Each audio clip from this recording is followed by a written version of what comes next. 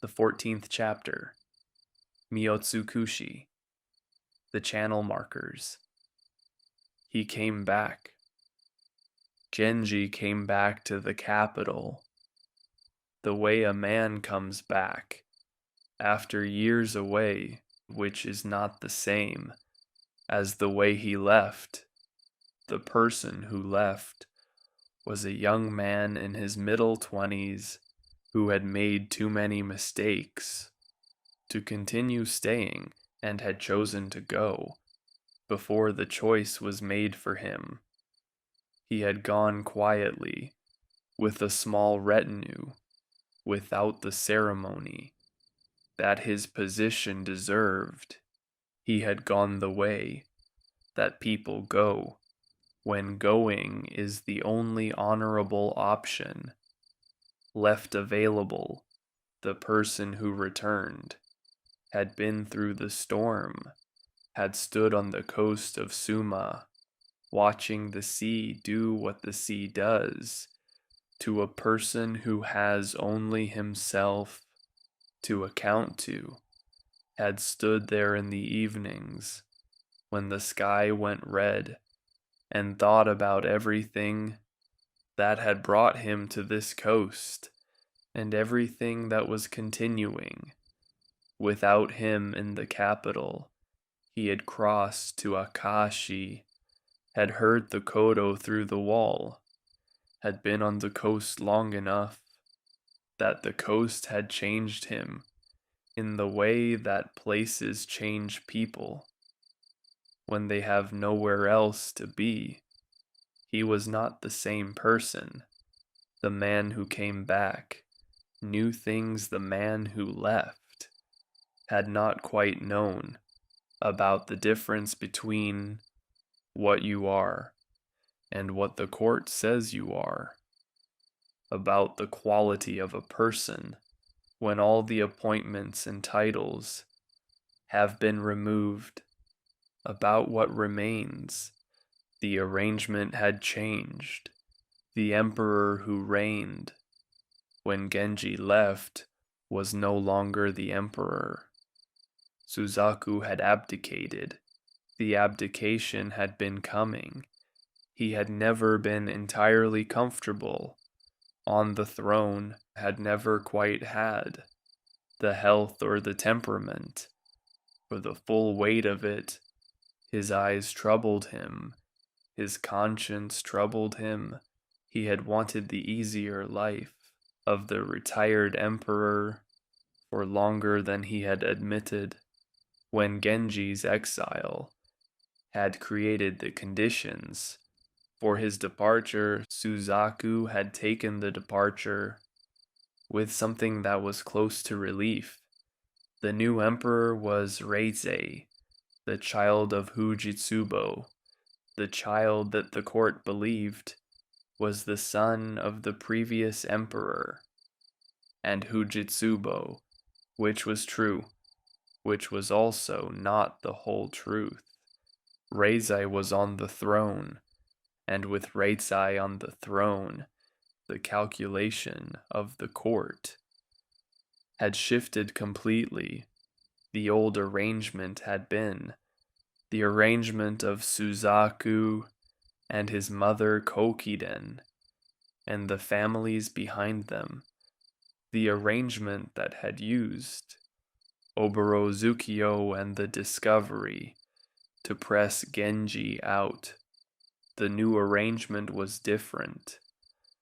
Reizei had been from the beginning someone whose existence was connected to Genji in ways the court could not see, but that Genji felt every time he looked at the young emperor's face. Genji was promoted to Naidaijin, the inner minister, a rank just below the great ministers of the left and the right, near the summit of what the court's official structure could offer. The years of Suma had been the years of nothing.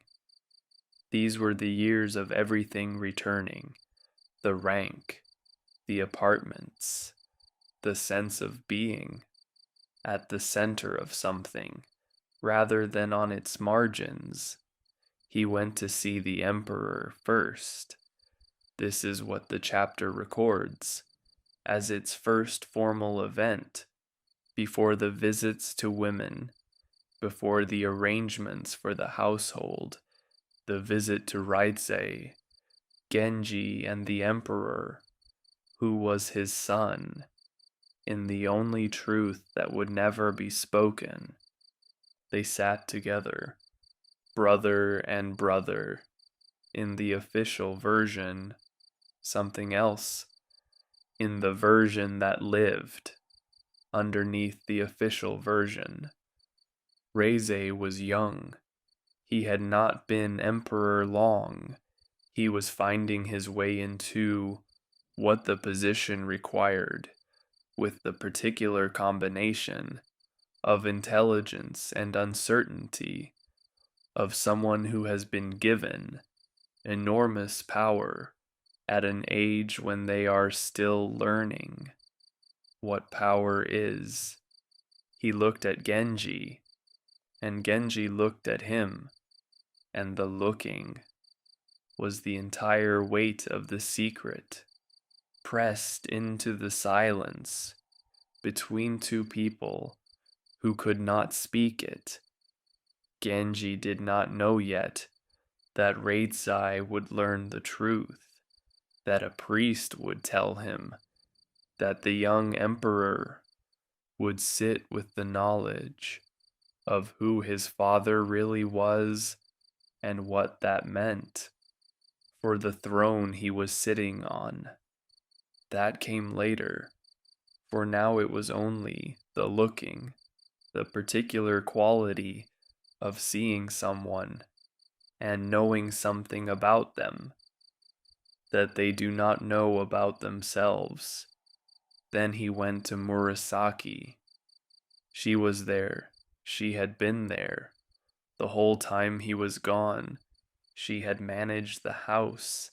She had managed the relationships. She had held the shape of his life while he was at Suma and then at Akashi, so that there was a shape to return to. 3 years. 3 years is a long time. At any age, at the age Murasaki had been, when Genji left, 3 years was the age when a person becomes more fully themselves, when the qualities that were always present consolidate into something that is clearly and permanently that person, rather than the person they were becoming. She was more beautiful, not more beautiful in the way of a new thing, more beautiful in the way of something that has found its form, the particular beauty of a person who knows what they are now and does not reach for what they are not. He had missed her in the specific way that you miss someone who has become the texture of daily life. The longing for Fujitsubo was the longing for something he had never had and could not have. The missing of Murasaki was something different. It was the missing of what was his, of what had been organized around him and had continued to be organized.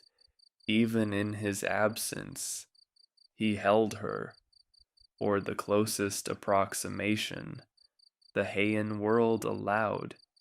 He was present with her in the way he had rarely been when he was always there.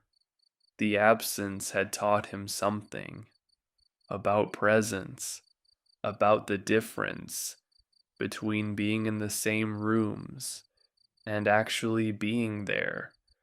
The shrine at Sumiyoshi, he went to give thanks.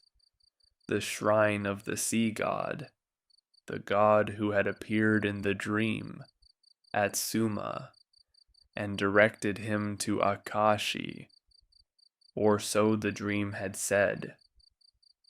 The dream that was also the storm, and the storm that was also the Father's voice, and the Father's voice that was also everything Genji believed about the invisible forces that operated beneath the visible arrangement of things. He went, he gave the offerings, he prayed in the way of a person who has been through something and wants to acknowledge the having been through it to whatever was watching. And there, at the shrine, he encountered Akashimokimi. She had come on the same day. She and her father had traveled from the coast to give their own offerings at the same shrine, at the same hour. She saw his procession first, the full procession of Genji, restored to power, the carriages, the attendants, the display of a man who was now Naidaijin. She had seen him on the coast. She had seen him in the modest circumstances of the exile. She had seen him in the months when he was only himself without the apparatus that power provided. This was different. This was Genji as the court saw him, as the world saw him, as everything she had given and everything she had received looked from the outside to someone who was watching. She turned her boat around. She did not make herself visible to the procession. She did not send someone ahead to let him know she was there. She turned the boat and let the procession pass and thought about the distance between where she was and where he was, in terms that the procession had just illustrated with unavoidable clarity. The poem she sent him later was about the channel markers, the Miotsukushi, the stakes that stand in the water to show the safe passage through the shallows. She said she had been a channel marker for him. She had stood in the water of his difficult time and shown him where the passage was. But a channel marker is not the ship. It stands where it stands. It does not go where the ship goes. He wrote back. He said the channel markers had guided him through, that without the markers, the ship would not have found the passage, that he thought about the coast, that he thought about the daughter she had carried on the coast, that he had not forgotten. She was carrying a daughter. He had not seen her yet, the girl born on the coast of Akashi, who would become one of the most important people in the story. But that came later, for now she was a child on the coast, and he was in the capital, and they were connected by the channel markers and the poems and the particular truth that the distance between them was not the distance between strangers. Rokujoin was dying. She had come back from Ise. She and her daughter, the former priestess, had returned when the daughter's term of sacred service ended. Rokujoin had come back changed. The years at the shrine had given her a certain distance from what she had been in the capital, or had tried to. She had tried to become the woman who had moved on, who had accepted the position she held in Genji's life and had made peace with it. She had not entirely succeeded. The dreams had continued. The smell of incense on her robes, the particular guilt of a woman who knows that her own feelings have done damage she cannot undo. Genji went to see her. He sat with her. He received her with the quality of attention he had rarely given her. When she was well, she had been too complicated, too intelligent, too aware of everything that was wrong between them. The conversations had always carried the weight of what was not said. Now dying, she was simpler, or the simplicity was what was left after everything else had been reduced. She said, "Protect my daughter, find a position for her in the court, ensure her future. This is what I am asking." She paused. Then she said, "Do not make her your woman. Do not let what happened between us happen with her. Promise me this." Genji looked at the daughter. She was beautiful. She had something of rokujoin in her, the particular quality of presence, the way of carrying herself. That said, "I am more than what you see." He felt what he felt, the reaching that was in him toward everything beautiful, the particular pull of someone who had something of someone else in the way they stood in a room. He made the promise. He kept it. He took the daughter as his ward.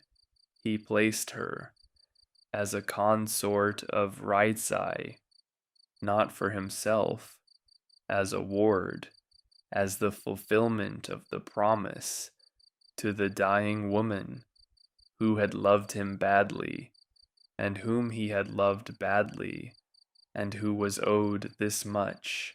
At the end, Rokujoin died, the woman of the 6th Avenue, the most brilliant woman in the story, the woman whose love had become its own catastrophe, who had left the city for the shrine and come back to die in it. She died, and Genji arranged her daughter's future, and the daughter became part of the court that Genji was now, close enough to the center of, to arrange such things. The world of the story had changed shape. Genji was 30 years old. He was the inner minister. His son was the emperor. His ward was the emperor's consort. The women of his life were being gathered into the compound he was building. This is what the chapter called the channel markers is really about. Not the poem about navigation, the navigation itself, the way that a life moves through the shallows by finding the markers and following them, the way that each person who has been part of the passage has stood in the water and shown something about where the passage was. Fujitsubo, Yugao, Utsusemi, Akashimokimi, Rokujoin, each of them a marker, each of them standing where they stood while the ship moved through, and Genji moving through, always moving, following the passage, arriving 30 years old at the place the channel markers had been pointing toward.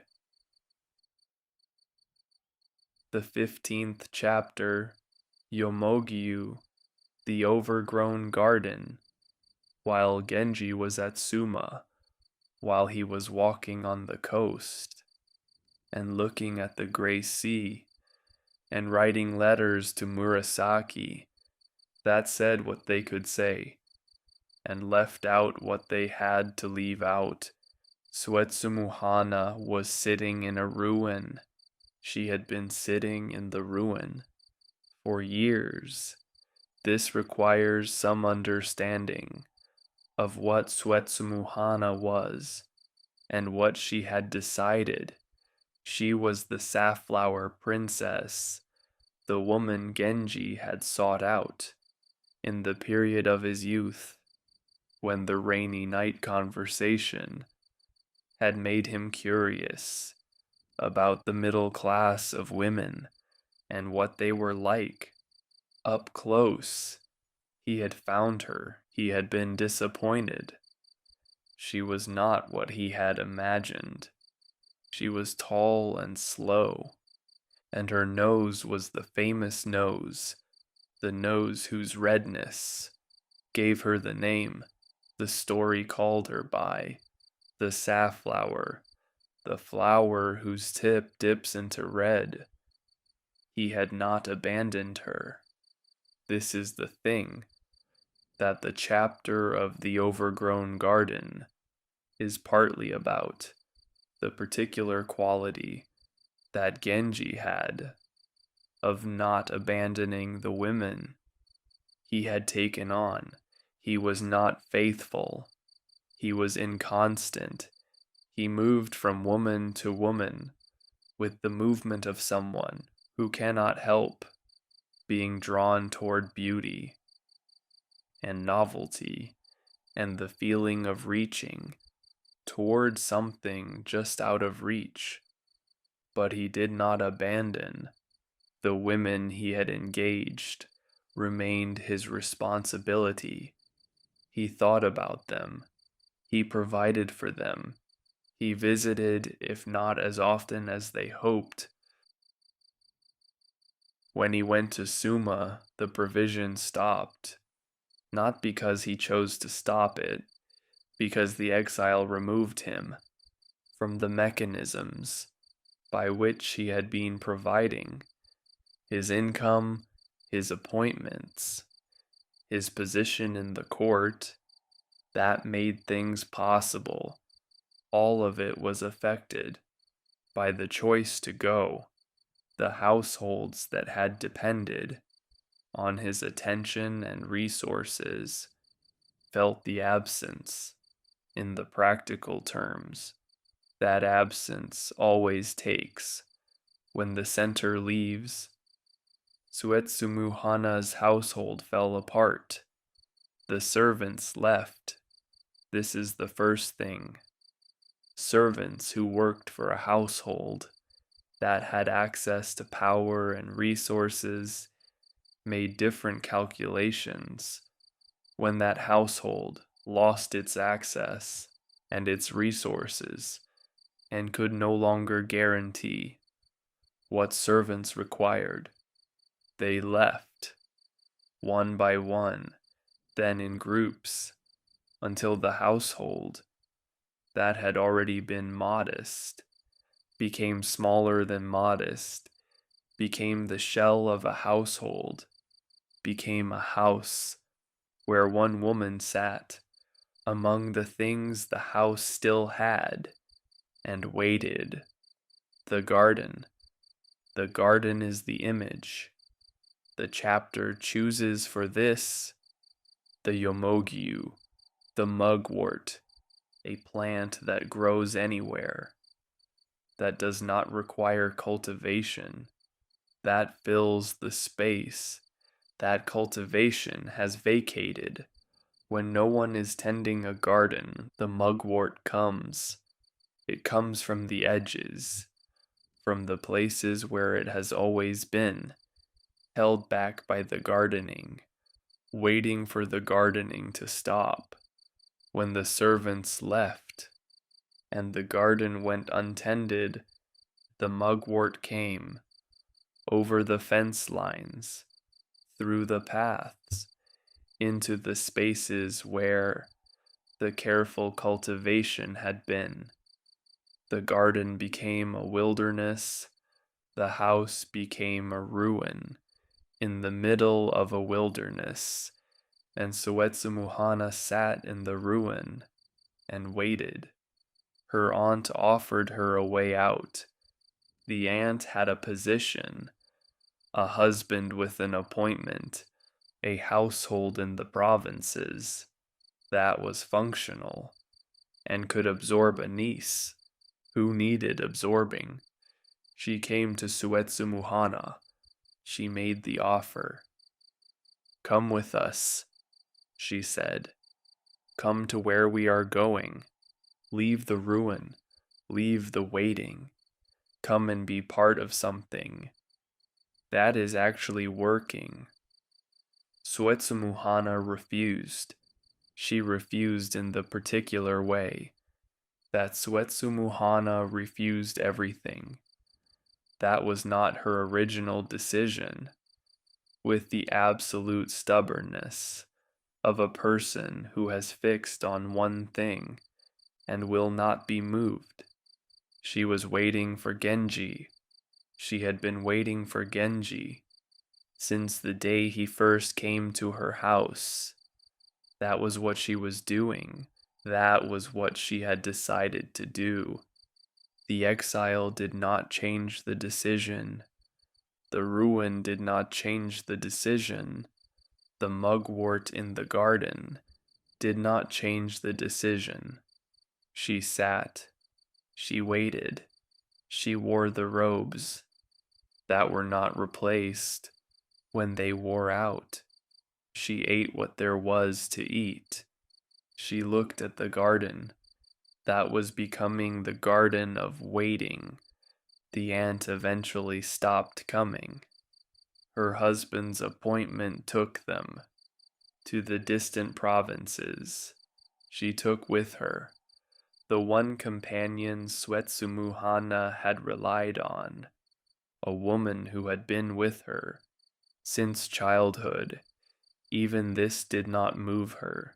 She was alone now, alone in the ruin, in the mugwort, waiting. Genji came back. He was restored. He was Naidaijin. The world had righted itself.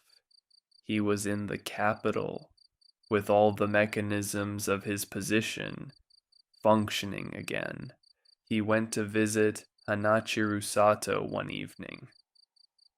Hanachiru Sato, the woman of the village, where flowers fall, the gentle woman, the reliable one. He was going to her on a spring evening when the orange blossoms were scenting the air. He passed a ruin, a house overgrown with mugwort, a garden that had lost its shape to whatever grows when shape is not maintained. He was in his carriage. The carriage moved, and something about the pine tree at the edge of the property made him look again. The pine tree. There was a pine tree at the entrance to this property that he recognized, or rather, the recognition happened the way recognitions happen when you are not looking for them. Something about the shape, something about the way the branches moved, something that his memory held. From the time he had been coming to this house, he stopped the carriage. He sent someone to inquire. The answer came back. Yes, this was the house of the princess of the Hitachi family. She was still there. She had been there the whole time. Genji was moved, not in the way he was usually moved, not by beauty, not by the quality of a voice through a wall, not by the poem on a fan, at the fence, by the fact of it, by the simple bare fact of a woman who had sat in a ruin and waited, because waiting was what she had decided, and she was not a person who changed her decisions. He had given her so little reason to wait. He had visited infrequently, even when he was in the capital. He had not loved her in the way she deserved to be loved. He had found her disappointing, and had managed the disappointment with the particular grace of someone who understands that the disappointment says more about them than about the person they're disappointed in. And she had sat in the ruin, in the mugwort, and had not left. He went to her. He sat in the ruin with her. He looked at what the garden had become, and he felt something that was not romantic, and was not the particular pull that usually brought him to women. It was something quieter, something like the recognition of a quality he had not expected and had not deserved, a loyalty that had been given to him, not because he had earned it, but because she had decided. He made a poem. He said the pine tree at the gate had seemed familiar. He had thought, is this the person who has been waiting? Is this the pine that marked the place? She answered. She said, I pressed through the mugwort of the gate, not knowing if anyone would come, but the pine has not changed. The pine, unchanged, while everything around it became the mugwort garden. He arranged for the house to be repaired. The carpenters came. The garden was cleared. The mugwort was cut back. The paths were restored. The rooms were made habitable again. The household that had been, the shell of a household, was given the resources to be a household again. He visited, not the visits of desire, the visits of acknowledgement, the visits that said, I know what you did. I know what the waiting was. I am here now, in the way I should have been, more consistently before. 2 years later, he moved her into his own compound, the rokujoin, the great household he was building. She came from the ruin into the compound of the man she had waited for. She was the same, the nose unchanged, the slowness unchanged, the absolute stubbornness unchanged, the particular quality that had made him find her disappointing had not changed, but neither had she moved. In all the years of the ruin, in all the years of the mugwort, she had not moved. The chapter called The Overgrown Garden is about waiting, about the particular kind of waiting. That is not passive. That is a decision. That is the same kind of commitment that Genji could only understand by seeing it in the form of a ruin, in the middle of a mugwort garden, He had gone to Suma, he had been to Akashi, he had been through the storm, and the channel markers, and the koto through the wall. She had sat in the ruin, both of them waiting, in their different ways, both of them arriving eventually at the same compound. The 16th chapter, Sekiya, the barrier gate. There are meetings that happen because the road is the same road, not because anyone planned them, not because anyone arranged to be in the same place, but because two people who have been moving through separate lives for years find themselves on a particular afternoon on the same road, going in opposite directions. These meetings are brief. They are the length of a road narrowing at a mountain pass, the length of two processions passing each other at a point too small for either to stop. They are brief and they are complete. Everything that could be said in the long form is said in the short form. At the gate, Genji was on his way to the temple at Ishiyama, a pilgrimage, the appropriate occasion for the inner minister, to travel with a suitable retinue through the autumn road to the place of prayer and offering.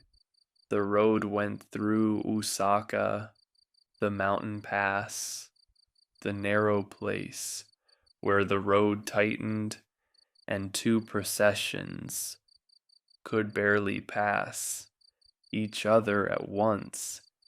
At the pass there was a small building, a gatehouse, the house of the barrier keeper, the Sekiya, the barrier gate, the name that gave the chapter its title.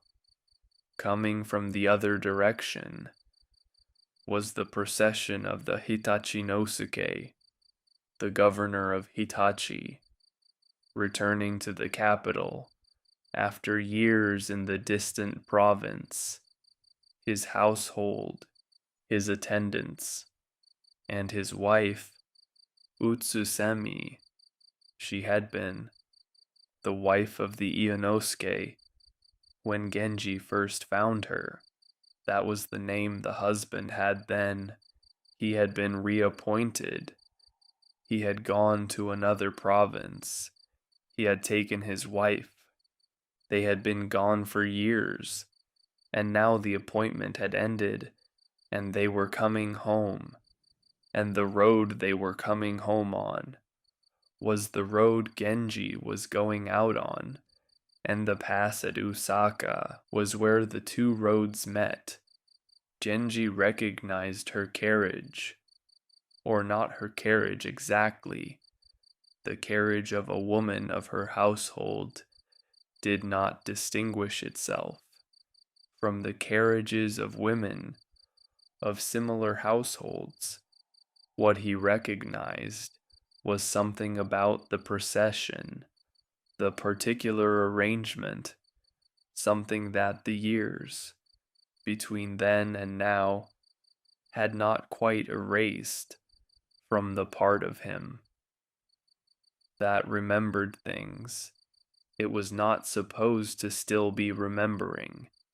He called her brother, Utsusemi's brother, the boy who had been the intermediary in the years of the letters. He was a man now. He had his own position. He was part of the household, returning from Hitachi. Genji called him to the carriage. He was glad to see him. He expressed the gladness in the way that people express gladness at unexpected meetings on roads. Then he gave him a poem for his sister. The poem said, "We are like the travelers who meet at the barrier gate, going different ways, who can say nothing in the time of passing, who go on with whatever the passing leaves." Utsusemi received the poem in her carriage. The carriage was moving. The processions were passing each other. The narrow road of Usaka gave them only the moment of passing. She read the poem, or rather, she held it. The poem was the shape of what the moment was, the passing at the gate, the two directions, the thing that could not be stopped. She wrote back. She said, "The barrier gate is the place where those going and those returning pass and separate. The tears I cry, can they be mistaken for the waters of the gate?" Two poems exchanged at the speed of passing at a gate by two people going in opposite directions who had been in each other's lives once briefly in a way that had not resolved and had not needed to resolve, to remain. The story of Utsusemi does not end at the gate. They came back to the capital. The Hitachinosuke and his household. The appointment was finished. The province was done. They were home, but the Hitachinosuke was old. He had been old. When he married Utsusemi, he had taken a wife younger than was usual, and the years of the distant posting had not been easy years. The body that had managed the distance arrived back in the capital, already failing. He died not immediately, but within the time that the story counts as not long.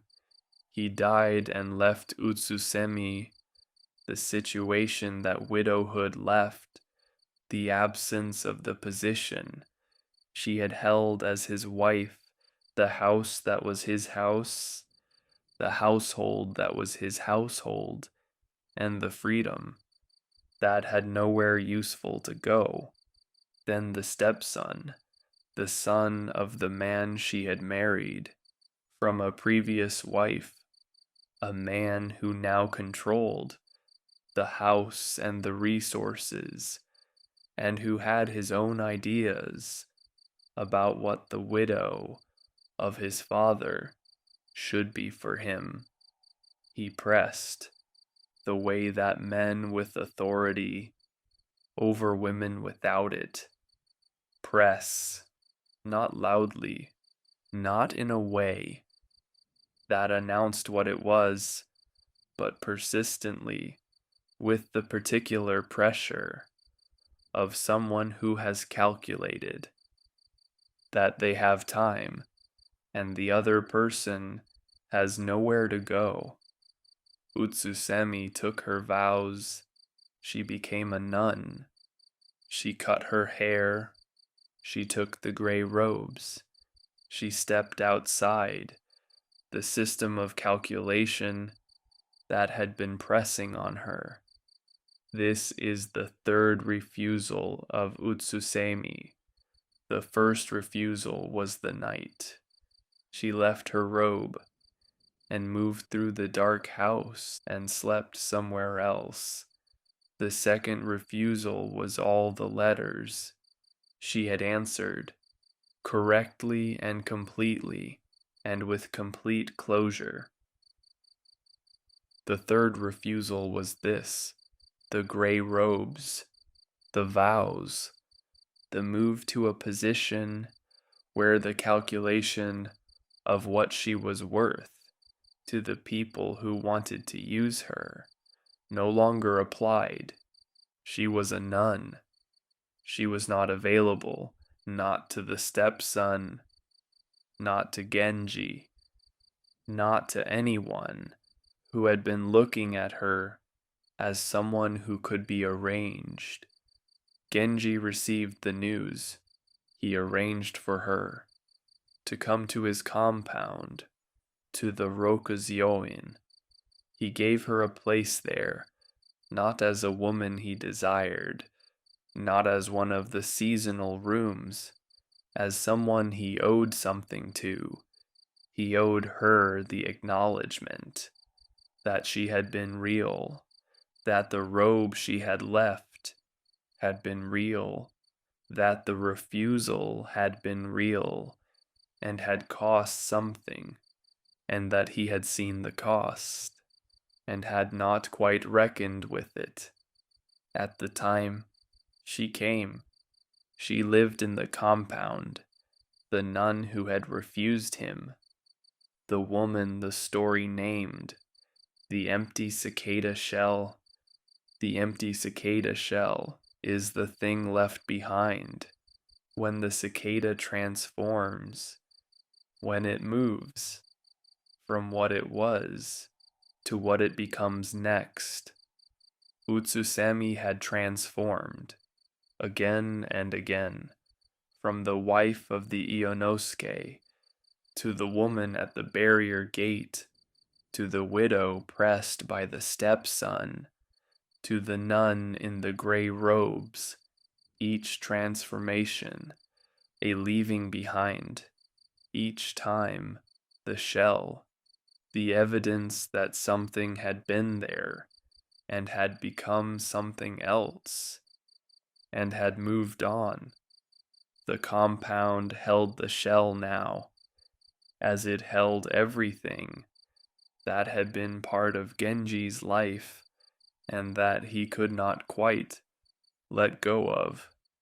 The chapter of the barrier gate is about partings, about the meetings that happen at the narrow place where two roads cross, about the poems exchanged in the moment of passing, about the things that are said at the speed of a procession going by. At the gate, everything that could be said was said in two poems. That was the length of it. Two poems and the passing.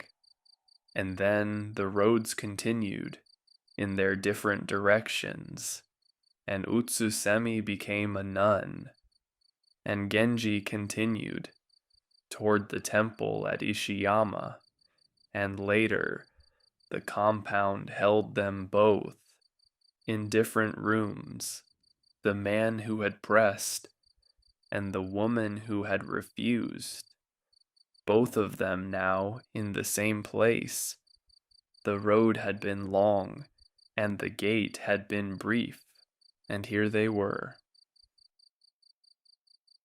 The 17th chapter, Eawase, the picture contest, power in the Heian court, was not always declared.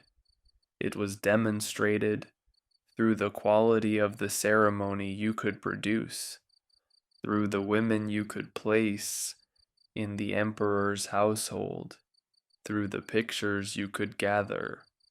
When the emperor loved pictures, Reiji loved pictures. Everyone at court knew this, and so the contest became about pictures. Two women were competing for the center of the emperor's attention, the Kokiden lady, the daughter of Tunochujo, now the inner minister. She had been placed in the emperor's household by her father, who had been competing with Genji since they were young men, on a rainy night, talking about women. The Umetsubo lady, Rokujo's daughter, the former priestess of Ise, the woman Genji had promised her dying mother to protect. He had kept the promise, By making her Reidzai's consort, the two sides began to gather pictures, the finest pictures available, the great scrolls, the old masters, the new works, everything that could make the emperor's eye rest on one side rather than the other.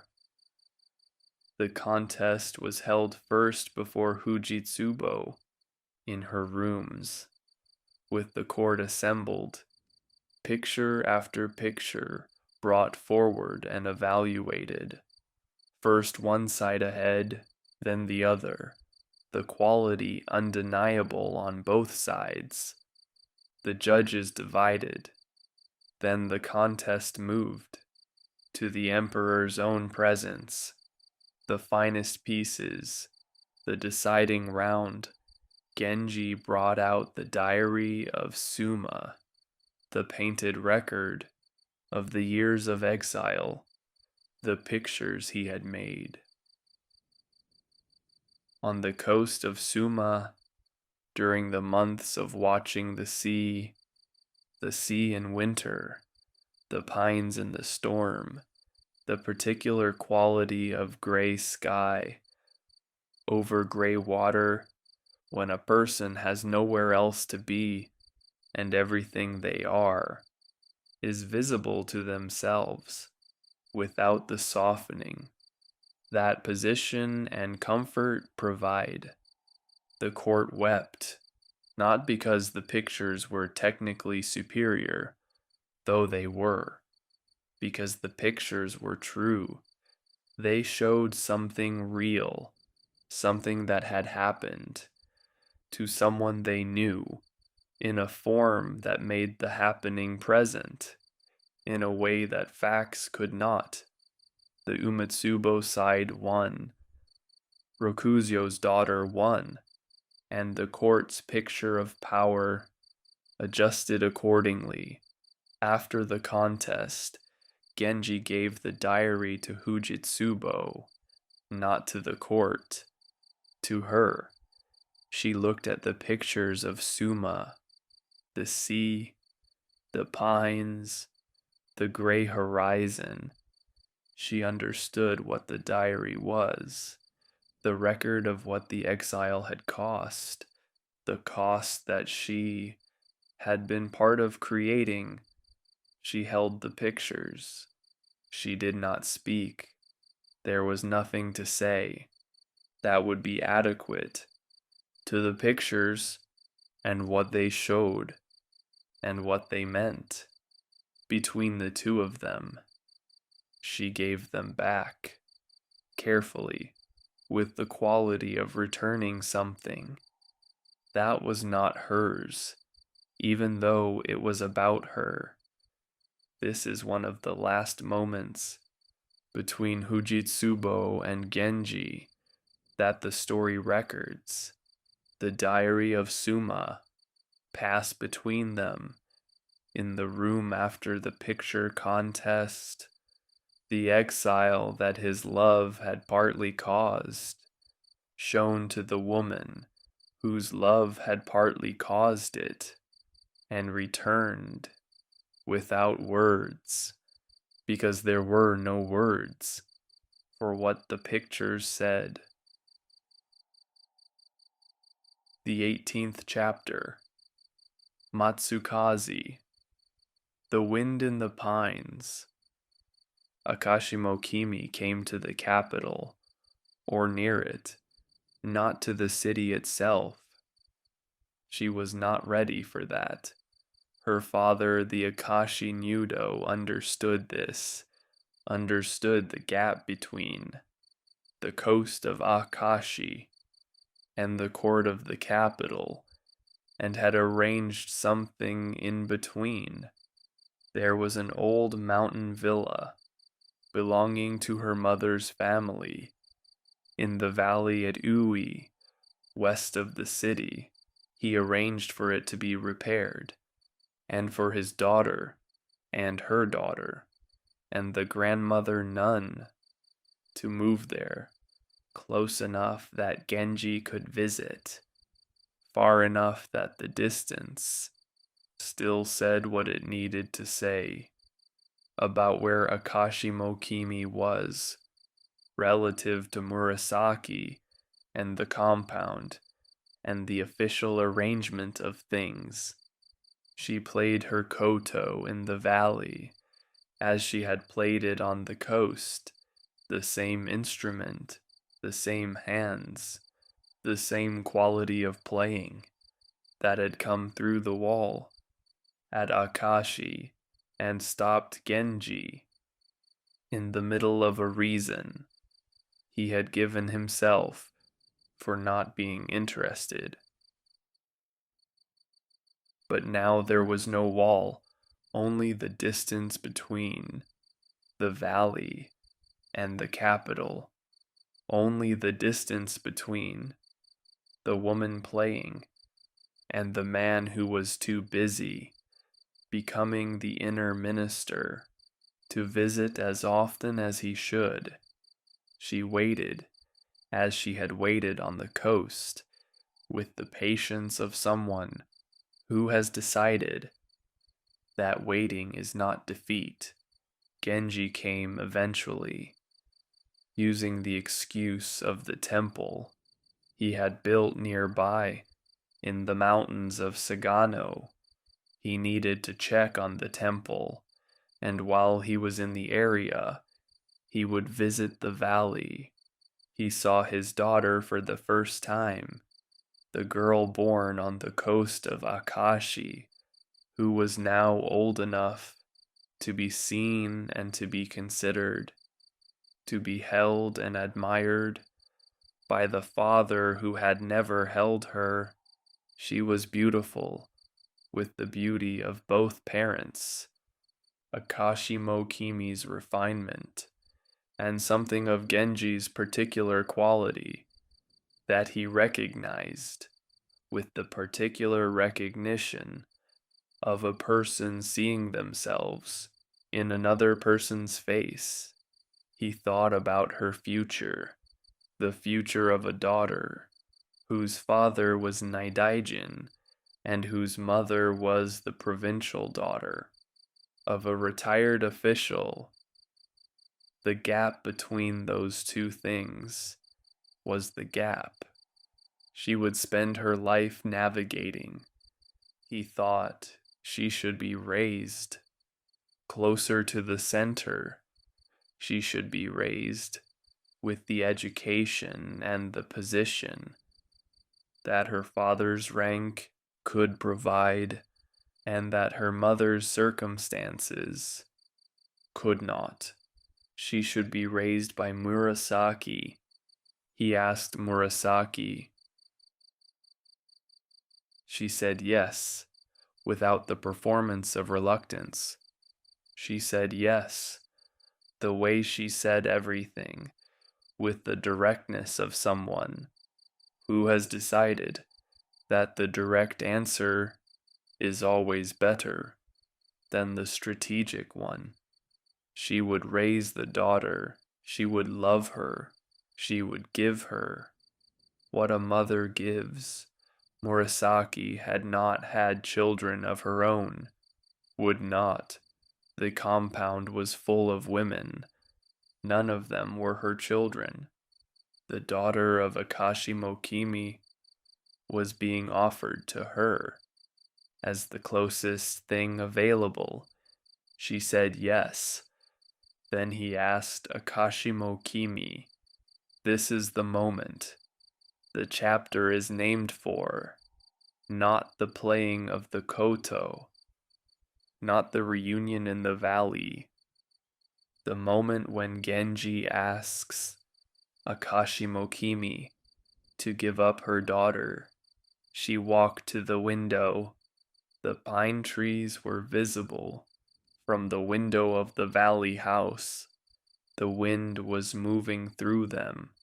Matsukaze, the wind in the pines, the sound that had been, the sound of the coast, and was now the sound of this valley, and would be the sound of every place she was, After this, she talked with her mother, the nun who had come from Akashi with her, who gave her the advice that the situation required, except, the mother said, this is the daughter's future.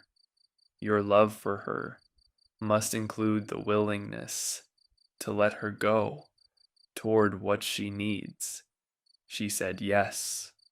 A winter day, snow, Genji came to take the daughter. The carriage was ready. The attendants were ready. Everything was arranged, except the moment of the separation, which could not be arranged, which simply had to happen. Akashi Mokimi held the child for the last time as the child who was hers. After this, the child would be Murasaki's, would call Murasaki mother, would be raised in the spring rooms of the compound that was not the valley at Ui and was not the coast of Akashi, but was the center, the place that the daughter's future required. She let go. The snow fell. The carriage moved. The child looked back once from the carriage window. She was too young to understand. She would not remember this day. She would grow up knowing Murasaki as her mother, and knowing that she had another mother in the valley at Ui, whom she would visit, and from whom she would receive letters, but who would always be the other one, the one she had come from, not the one who raised her. Akashi Mokimi stood at the gate of the valley house and listened to the wind in the pines, the same sound it had always been, the same pine trees, the same wind, just the child gone now, going toward what the child needed, away from what the mother needed. This is what love sometimes costs. The story says this: through the wind in the pines, through the woman standing at the gate, in the snow. The wind does not stop because you are standing in it. The pines do not hold still. The snow falls. The carriage moves. And you stand there and you let it. The 19th chapter, Usugumo, the fading cloud. Fujitsubo died in the spring, 37 years old. The illness that had been growing in her for months completed what it had been doing. The story says, like a lamp going out, the lamp that had been burning with the particular light. That was Fujitsubo, went out in the spring of Genji's 31st year. He had been to see her. In the final weeks, he had sat outside the screen, the same screen that had always been. Between them, the same arrangement, the same distance maintained by all the rules that the world had arranged around the two of them to keep them from each other. He had sent words in. She had sent words back, the last exchange, the last poems between the two people who had been the secret at the center of the story since the very beginning, since the ceremony of his coming of age, when he looked across the room and saw her and felt the thing he felt, and the thing he felt became the engine of everything that came after. The poem he made when she died is the one the chapter is named for. He looked at the sky at sunset, the thin clouds over the mountains, Usugumo, the fading cloud, the kind that catches the last light and holds it briefly before the dark. He said the clouds were the color of the morning sleeve, that the clouds and the sleeve were doing the same thing, holding the last of something. He went to his oratory, the small room of prayer. He stayed there longer than the formal mourning required, because the mourning was not only about her death, it was about everything. She had been the center of an impossible longing that had organized 20 years of his life. She had been Fujitsubo, the lady of the wisteria court, the woman who looked like his mother, the woman he had loved before he knew what love was, and had gone on loving, past the point where loving her was anything other than a form of reaching towards something that would never be reached. She had held the secret. She had held it for 20 years. The child, the night, the guilt, all of it held with a dignity that had cost her everything she had in terms of ease and peace. And now she was gone, and the secret was now held only by Genji and the priest who had known, and the gods. The priest told Reizai, this is what happened while Genji was in his oratory. The priest who had served Fujitsubo's household, who had known since near the beginning, who had carried the weight of it in the way that priests carry the things they cannot speak. Fujitsubo was dead.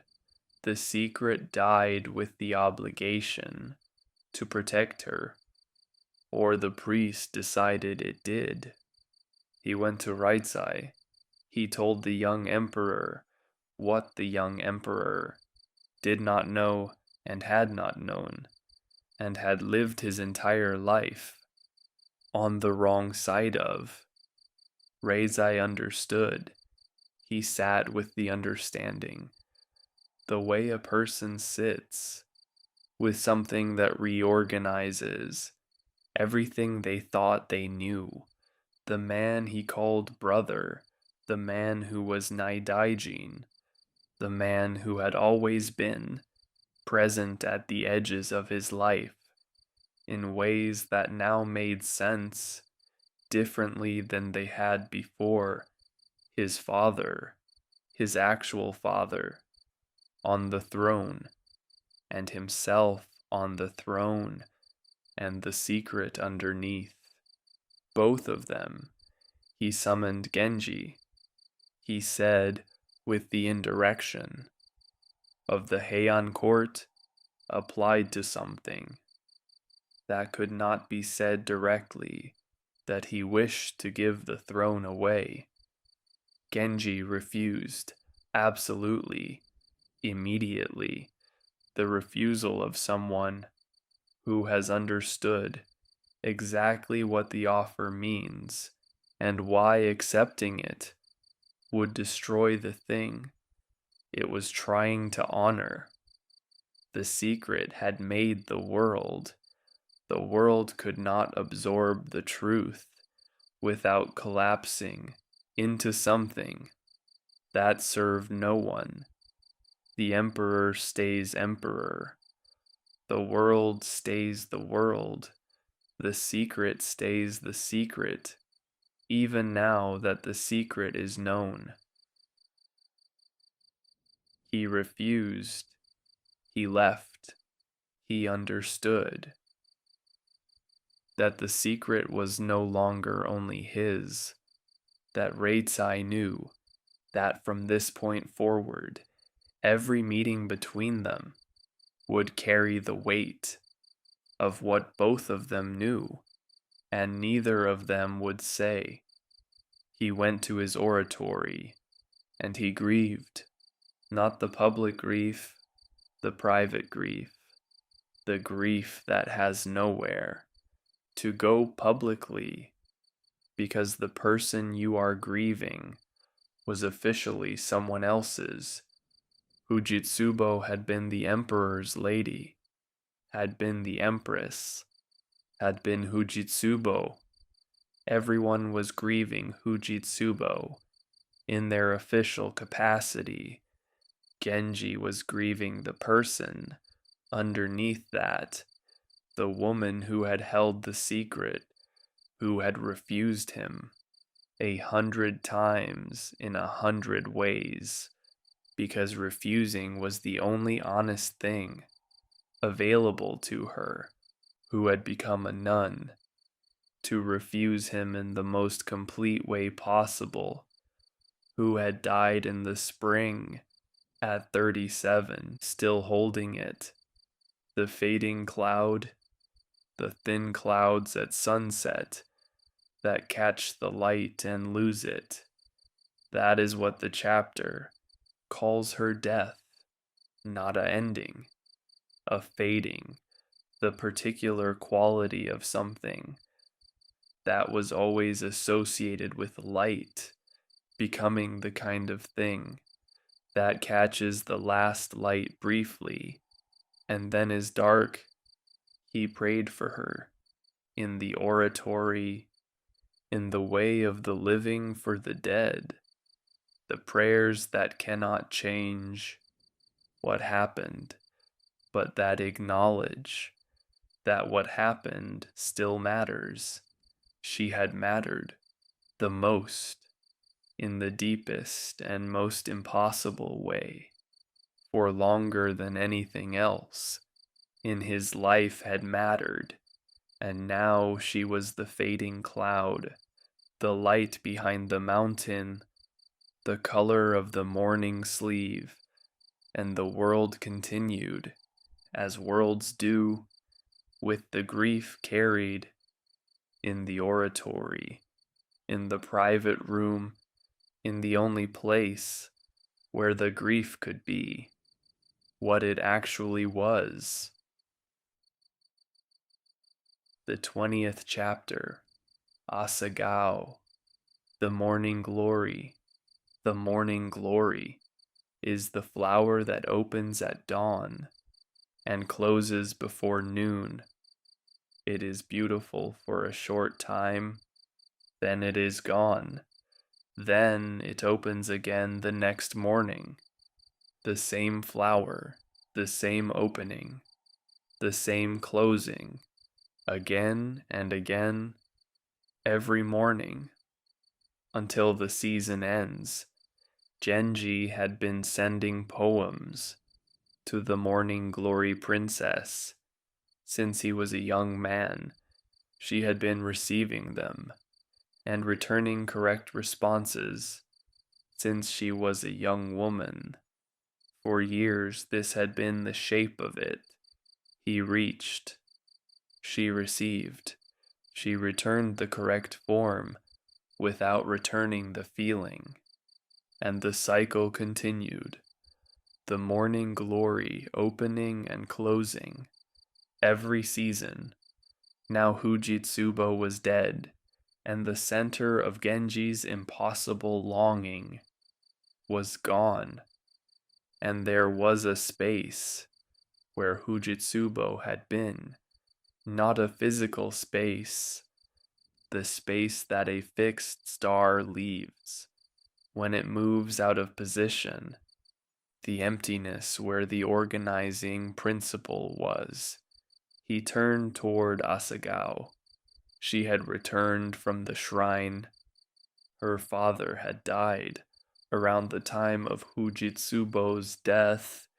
She was at the family house now, no longer the priestess, no longer protected by the formal distance that the sacred office provided. Genji began to visit, using her elderly aunt as the reason. The aunt needed looking after. He would look after the aunt, and while he was there, he would be near Asagao. Murasaki knew, she always knew. This was one of the qualities of 20 years with Genji, the ability to know, without being told, to read the shape of his attention from the angles at which it was absent. She said something, not in the direct way, in the way of Murasaki, through a certain quality of stillness, through the texture of the air between them, being different. Genji saw her sadness. He stayed with her. He sat with her in the winter evening, the snow outside, the lamp between them, and he talked. He talked about the women he had known, not as a list of conquests, as a reflection, as a person arriving at the age where the past is beginning to be longer than the future. He talked about Yugao. He talked about Utsusemi. He talked about Fujitsubo without saying her name. He talked about all of them, and Murasaki listened, as she had always listened, the person who had been present for as much of it as anyone, who had managed the parts she was not present for by managing herself. Asagao refused him. This is the essential fact of the chapter. She refused. She had feelings for him. The story does not deny this. She was not indifferent.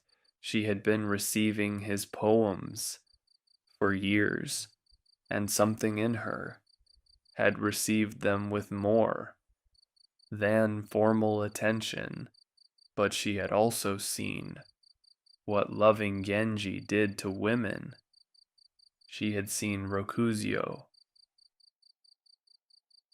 the brilliant, proud Rokujoin who had loved Genji with her full intelligence, who had become something she had never intended, whose spirit had left her sleeping body, who had died asking him to protect her daughter from becoming what she had been.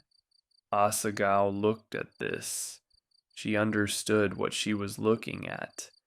She was intelligent. She was clear-eyed. She was the morning glory princess, not the morning glory itself. She could see the pattern. She refused. Genji accepted it. He did not press. He did not find the gap in the night. He did not do what he had done with Utsusemi. He received the refusal as the answer. Something had changed in him. The story notes this. The refusal of Asagao is the moment where Genji understands that a certain season of his life is ending, the season of reaching for what he could not have, the season of Fujitsubo, organizing everything else around the impossibility of her. She was gone, and Asagao had said no, and he was 32. That night, Fujitsubo appeared in his dream. She was suffering. The secret was known, the dream said. Even in whatever place the dead inhabit, the knowing of the secret was costing her something. He woke. He arranged for prayers. Secret prayers. Prayers for her specifically, not for the official Fujitsubo. That the court mourned, but for the real one, the one who had held the secret, who had paid the cost of it for 20 years, who was paying it still, even now.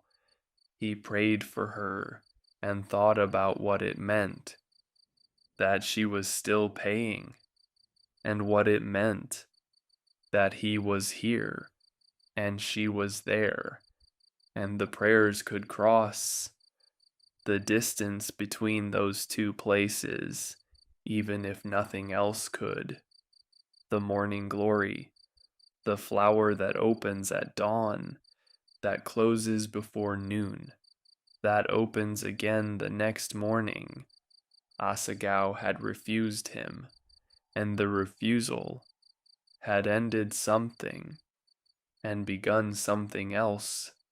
The season of the impossible longing was closing the way the morning glory closes, not because it failed, because it was the morning, and now it was becoming something later than morning.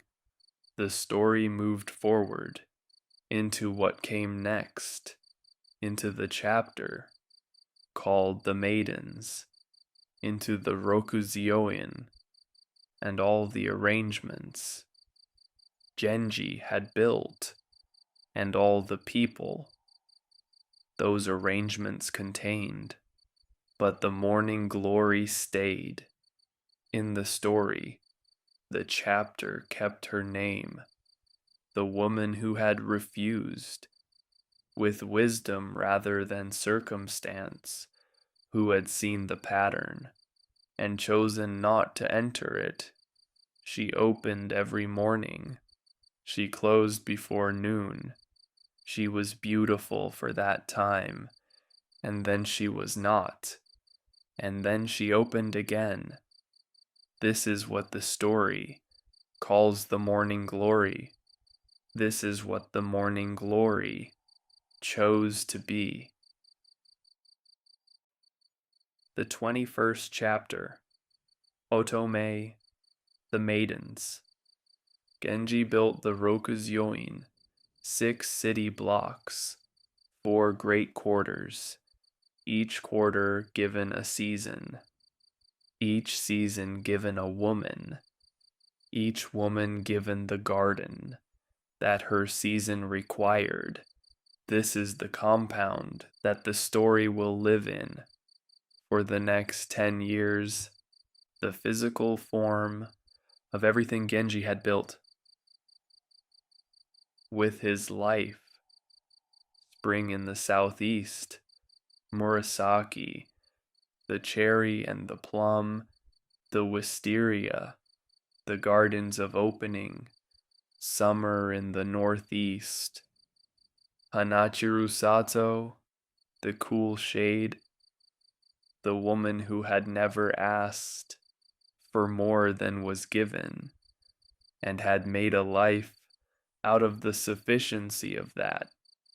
Autumn in the southwest, Akikono Miu, the Empress of Autumn, Rokuzyo's daughter, who came down from the palace to the rooms that were hers, in the compound her guardian had built, winter in the northwest, Akashimo Kimi, who had given her daughter away in the snow, and now lived in the compound of the man she had loved on the coast, closer than the coast, but still not at the center. The compound was his world, given form, all the arrangements of his life, made visible and permanent, the different seasons of the different women held together by the walls that enclosed them all.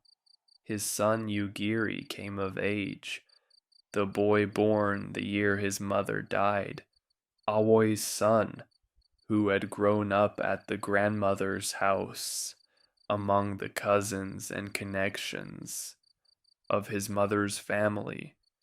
He was 12 now. Time for the ceremony. Time to become, in the court's eyes, a man. Genji gave him a low rank. This surprised the court. The son of the inner minister, given the 6th rank, sent to the university to study with the sons of minor officials. Genji was deliberate about this. He had thought about it. He had watched his own life, the way that everything had been given to him from the beginning, and he had conclusions about it. He said, "A man who has not earned his position does not know how to keep it. The rank will come, first the learning." The court accepted this, not without surprise, but Genji was Naidaijin. What he decided about his son was his to decide. Yugiri had a problem that had nothing to do with rank. Kumoi no Kari, the wild goose in the clouds, the daughter of Tunochujo, who was now Naidaijin himself, Genji's lifelong rival, made into the other great power of the court. Yugiri and Kumoi no Kari had grown up together in the grandmother's house. The grandmother, Omiya, had taken both of them in. Both of them were hers, in different ways. Yugiri, because his mother was dead, and he had nowhere else. Kumoi no Kari, because her father had decided the grandmother's house was better for her than his own. They had been children together. Then they had become something other than children, and the being together had become something other than childhood. They loved each other in the way of people who have known each other since before they understood what the knowing would become. The oldest kind of love, the kind that grew in the same soil as everything else.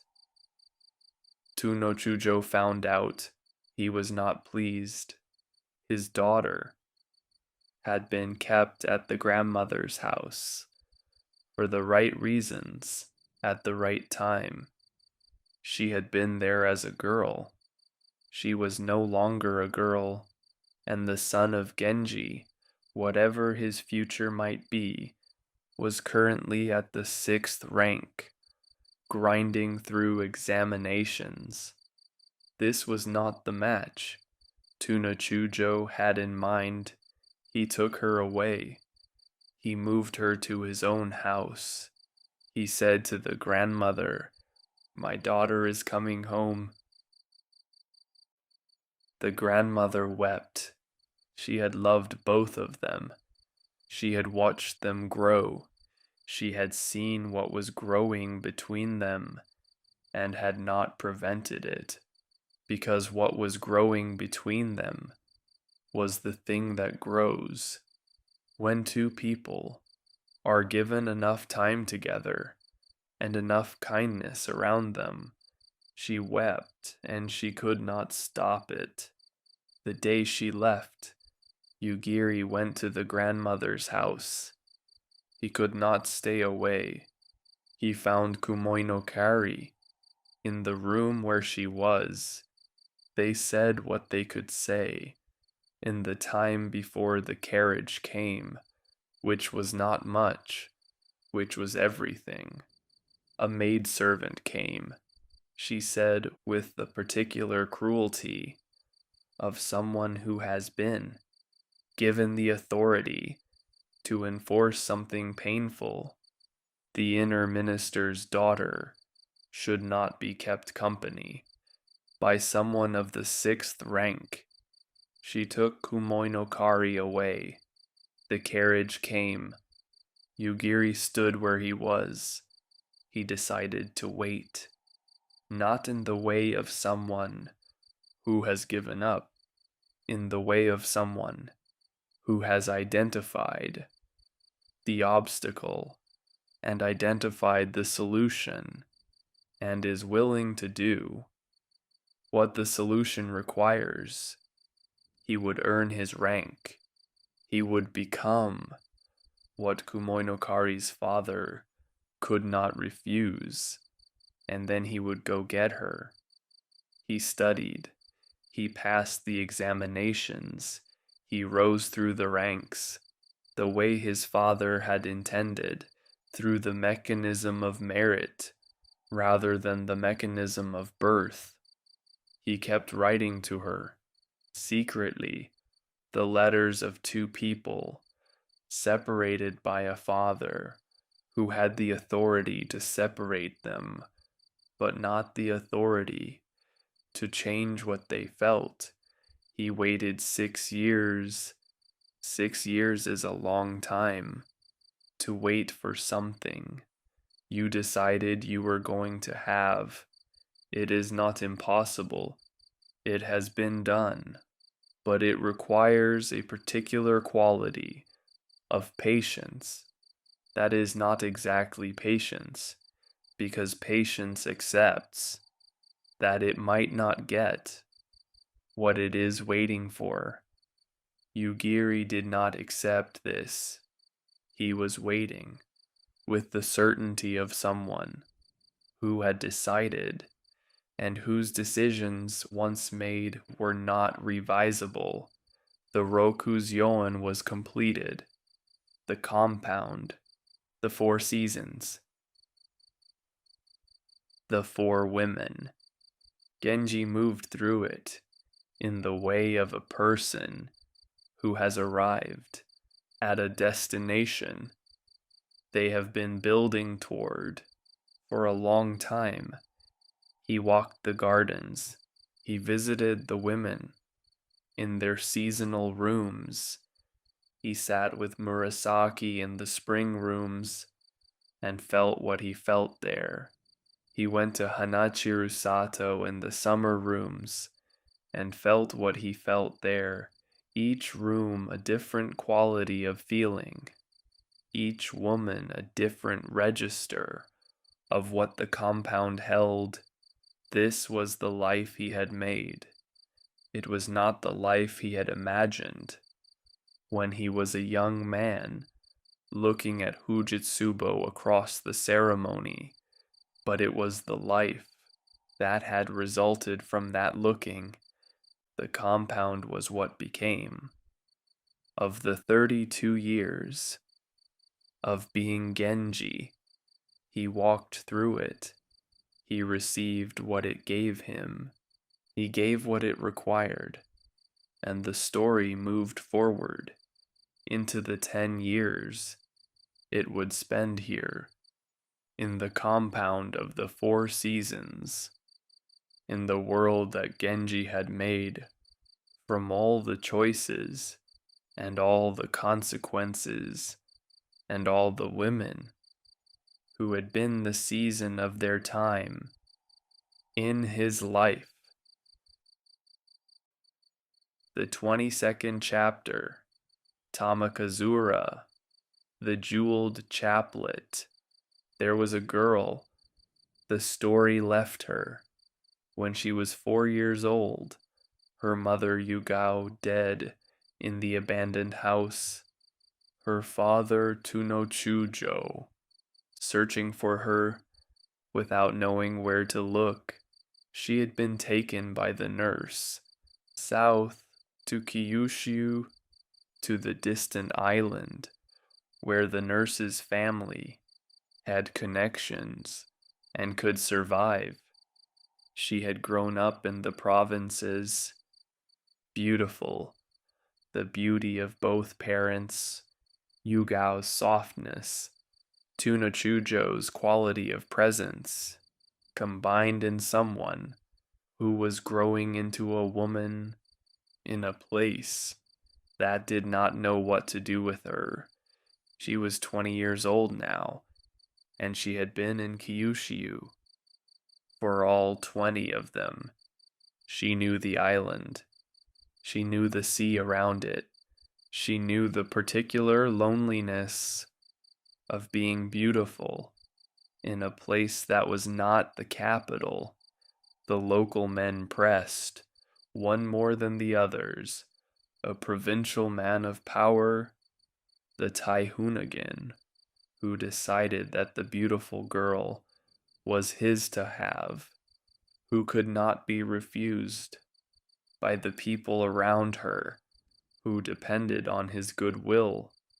The nurse protected her as long as protection was possible, and then the nurse said, "We have to go. We have to find a way back to the capital before what is coming cannot be stopped." They traveled to Hatsune, the great temple, the pilgrimage destination, the place where people went when they needed the particular help that temples provide. They went to pray for the future, for a way out, for whatever the gods of Hatsune could provide to a young woman who had been beautiful in the wrong place for 20 years. At the lodging house at Tsubaichi, on the road to the temple, she saw a woman she recognized, or not recognized exactly. The woman recognized her. Ukon, who had been Yugao's attendant, who had been there on the night Yugao died, who had seen everything and had been living with everything. She had seen for 20 years. She looked at Tamakazura. She saw Yugao's face in a different face. She said, "I know who you are. I know where you came from. Come with me." Ukon brought her to Genji. She told him the story, the nurse, Kyushu, the 20 years, the return. Genji listened. He had thought about Yugao across those 20 years, not constantly, not in the way he thought about Fujitsubo, which was the longing that did not leave. But the thought came back, the beautiful woman in the abandoned house, the flower of the evening face, the daughter he had not looked for. He looked at the daughter now, standing before him, 20 years old, with her mother's softness and something else besides, something that had been formed by the 20 years of the island, a self-possession that the island had made, the particular quality of a person who has had to rely on themselves because the alternatives were limited. He took her as his ward. He placed her in the rokujoin, in Hanachiru Sato's care, the summer rooms, the cool shaded part of the compound, with the woman who knew how to receive, without demanding, who had made. The quiet center, her particular art. He called her Tamakazura, the jeweled chaplet, the ornament of twisted jewels, a name that said, "You are beautiful. You are placed here. You belong to this arrangement." Now, the compound filled with suitors. The grandmother wept. She had loved both of them. She had watched them grow. She had seen what was growing between them and had not prevented it, because what was growing between them was the thing that grows when two people are given enough time together and enough kindness around them. She wept and she could not stop it. The day she left, Yugiri went to the grandmother's house. He could not stay away. He found Kumoinokari in the room where she was. They said what they could say. In the time before the carriage came, which was not much, which was everything, a maidservant came, she said, with the particular cruelty of someone who has been given the authority to enforce something painful. The inner minister's daughter should not be kept company by someone of the 6th rank. She took Kumoinokari away. The carriage came. Yugiri stood where he was. He decided to wait, not in the way of someone who has given up, in the way of someone who has identified the obstacle and identified the solution and is willing to do what the solution requires. He would earn his rank. He would become what Kumoinokari's father could not refuse, and then he would go get her. He studied. He passed the examinations.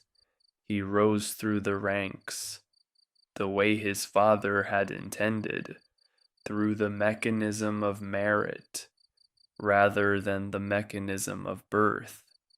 He kept writing to her, secretly, the letters of two people, separated by a father, who had the authority to separate them, but not the authority to change what they felt. He waited 6 years. 6 years is a long time. To wait for something you decided you were going to have, it is not impossible. It has been done, but it requires a particular quality of patience that is not exactly patience, because patience accepts that it might not get what it is waiting for. Yugiri did not accept this. He was waiting with the certainty of someone who had decided, and whose decisions, once made, were not revisable. The rokujoin was completed. The compound, the 4 seasons, the 4 women. Genji moved through it in the way of a person who has arrived at a destination they have been building toward for a long time. He walked the gardens. He visited the women in their seasonal rooms. He sat with murasaki in the spring rooms and felt what he felt there. He went to Hanachirusato in the summer rooms and felt what he felt there. Each room a different quality of feeling. Each woman a different register of what the compound held. This was the life he had made. It was not the life he had imagined when he was a young man, looking at Fujitsubo across the ceremony, but it was the life that had resulted from that looking.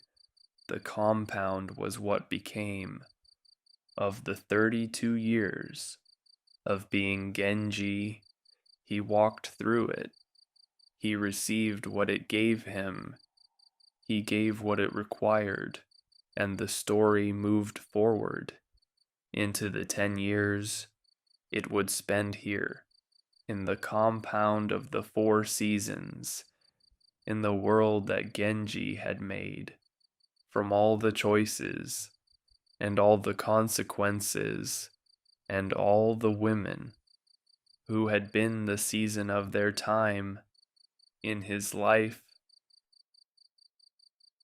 The 22nd chapter, Tamakazura, the jeweled chaplet.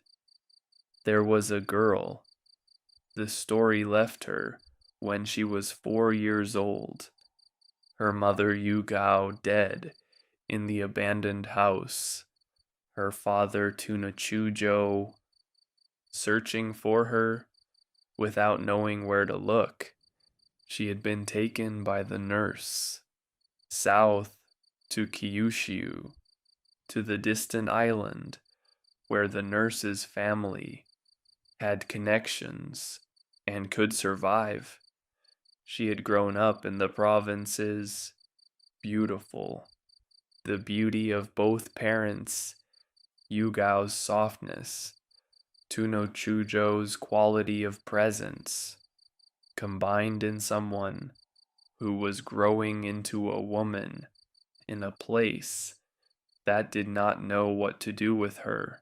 She was 20 years old now, and she had been in Kyushu for all 20 of them. She knew the island. She knew the sea around it. She knew the particular loneliness of being beautiful in a place that was not the capital. The local men pressed, one more than the others, a provincial man of power, the Taihunagin, who decided that the beautiful girl was his to have, who could not be refused by the people around her, who depended on his goodwill. The nurse protected her, as long as protection was possible, and then the nurse said, "We have to go.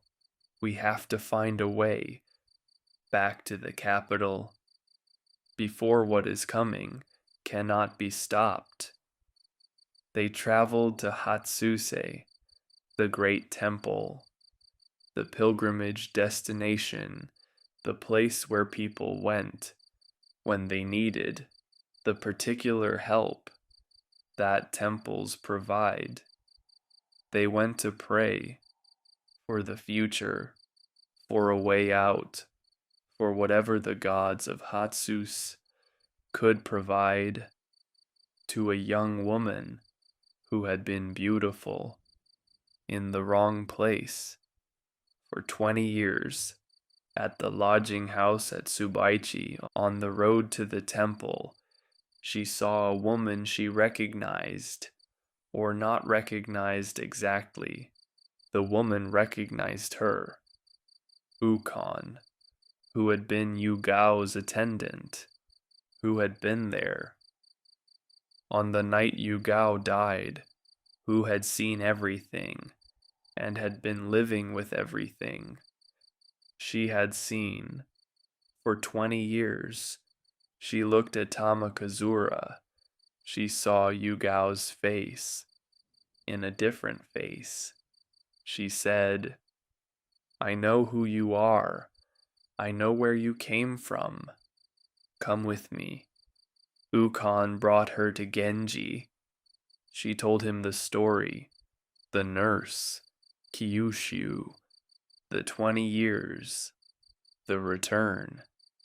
Genji listened. He had thought about Yugao. Across those 20 years, not constantly, not in the way he thought about Fujitsubo, which was the longing that did not leave. But the thought came back, the beautiful woman in the abandoned house, the flower of the evening face, the daughter he had not looked for. He looked at the daughter now, standing before him, 20 years old, with her mother's softness and something else besides, something that had been formed by the 20 years of the island, a self-possession that the island had made, the particular quality of a person who has had to rely on themselves because the alternatives were limited. He took her as his ward. He placed her in the rokujoin, in Hanachi Rusato's care, the summer rooms, the cool, shaded part of the compound, with the woman who knew how to receive, without demanding who had made, the quiet center. Her particular art, he called her Tamakazura, the jeweled chaplet, the ornament of twisted jewels, a name that said, "You are beautiful, you are placed here, you belong to this arrangement, now." The compound filled with suitors, this is what the rokujoin offered.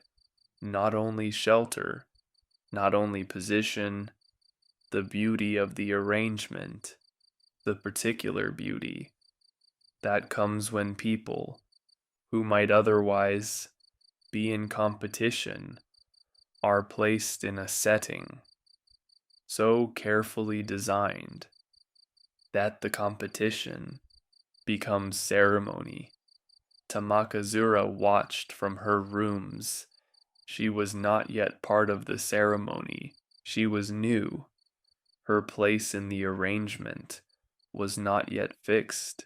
She watched the butterflies cross the water. She watched the autumn empress receive them with grace.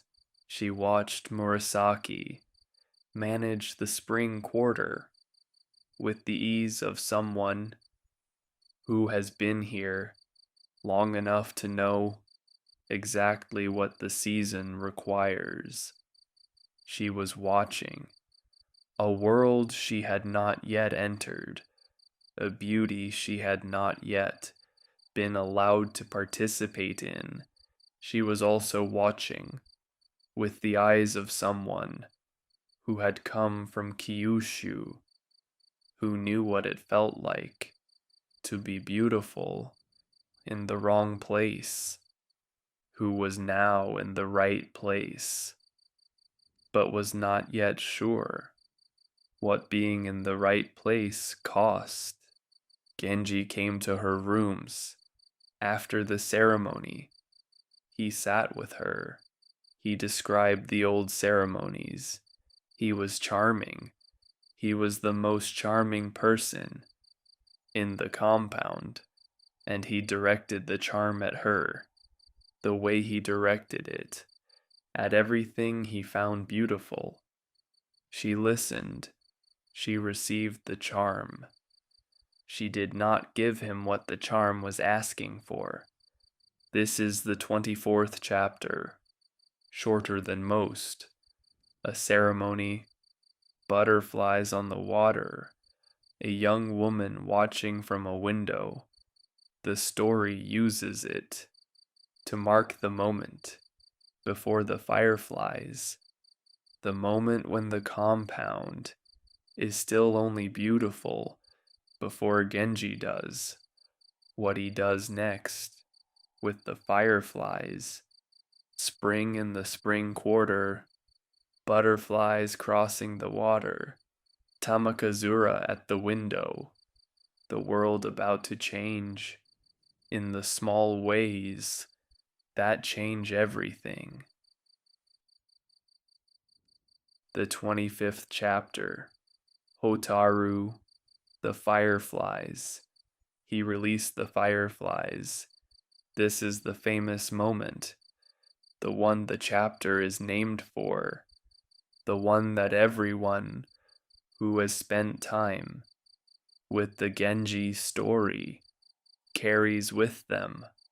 The Hotaru prince had been coming to see Tamakazura, Genji's half-brother, a serious man, a man who had decided that Tamakazura was the woman he wanted, and had been saying so in letters and visits, and the patient persistence of someone who believes. The feeling is real, and the real feeling will eventually be acknowledged. On this evening, Genji had arranged the room. He had filled it with incense, the particular incense chosen to suggest that the invisible presence behind the screen was even more beautiful than imagination could reach. He had seated the prince on the near side of the screen. He had placed Tamakazura on the far side, the screen between them, the incense around them, the dark. Then Genji released the fireflies, a bag of fireflies carried in, opened in the dark room, and the darkness filled suddenly with the particular light of 100 fireflies moving at once in the enclosed space. The light fell on Tamakazura for a moment before she could reach for her fan. The firefly light caught her profile, the line of her face in the moving light of 100 small lives burning in the dark. The Hotaru prince saw her. He had imagined her. He had constructed her from the letters and the visits and the incense and everything the screen had kept from him. What he saw in the firefly light was different from the imagining, not because she was less, because she was real, and real things exceed what imagination can do in the direction of actual presence. He was undone. He had been hopeful before. Now he was undone. The glimpse in the firefly light had shown him something. That hope alone could not have shown him. Tamakazura understood what had happened. The complicity. Genji had done this deliberately, had arranged the fireflies, had timed the release, had placed her and the prince and the dark and the light with the precision of someone who is producing a particular effect and knows exactly what is required. She was not only angry, she had been managing Genji since she arrived. She had expected the management to continue. But this was different from the letters, different from the sitting too close. This was him using her visibility, using her face in the firefly light as an instrument of his own arrangement. She held her fan, too late to have blocked the glimpse, just in time to block anything more. In this chapter, Genji talks about stories. He comes to Tamakazura's rooms. She is reading a monogatari, a tale, one of the stories that circulated in the court. He sits with her. He says, "Stories are not lies. People say they are. People say that what is in the tale did not happen, and therefore the tale is false, but this is wrong." He says, the things that really happen find their way into stories because there is nowhere else for them to go. The official record holds what the official record holds. The story holds what the official record cannot. The feeling, the truth of what it was like to be inside the event, the things that happened to people that were too specific and too internal to fit into any document. That required objectivity. He is talking about stories in general. He is also talking about this story, about what Murasaki Shikibu is doing in writing the Genji story, holding what the official record of the Heian court could not hold. The night in the abandoned house, the poem on the fan, the fireflies. Tamakazura listens. She does not put down the story she is reading. She thinks about what he has said while holding the story. She thinks, if what you are saying is true, then the story is holding you right now. The story is holding what you are and what you do and what you have done to the women around you. The fireflies, the incense, the arrangement. If stories hold the truth, the story is holding yours. She does not say this. She holds the story. She listens to him talk about stories. And the moment is the chapter. And the chapter is in the story. And the story holds both of them. The man talking about stories. And the woman listening, the firefly. The firefly burns with its own light. It does not need the sun. It makes what light it has from inside itself. It burns briefly. It goes dark. It burns again.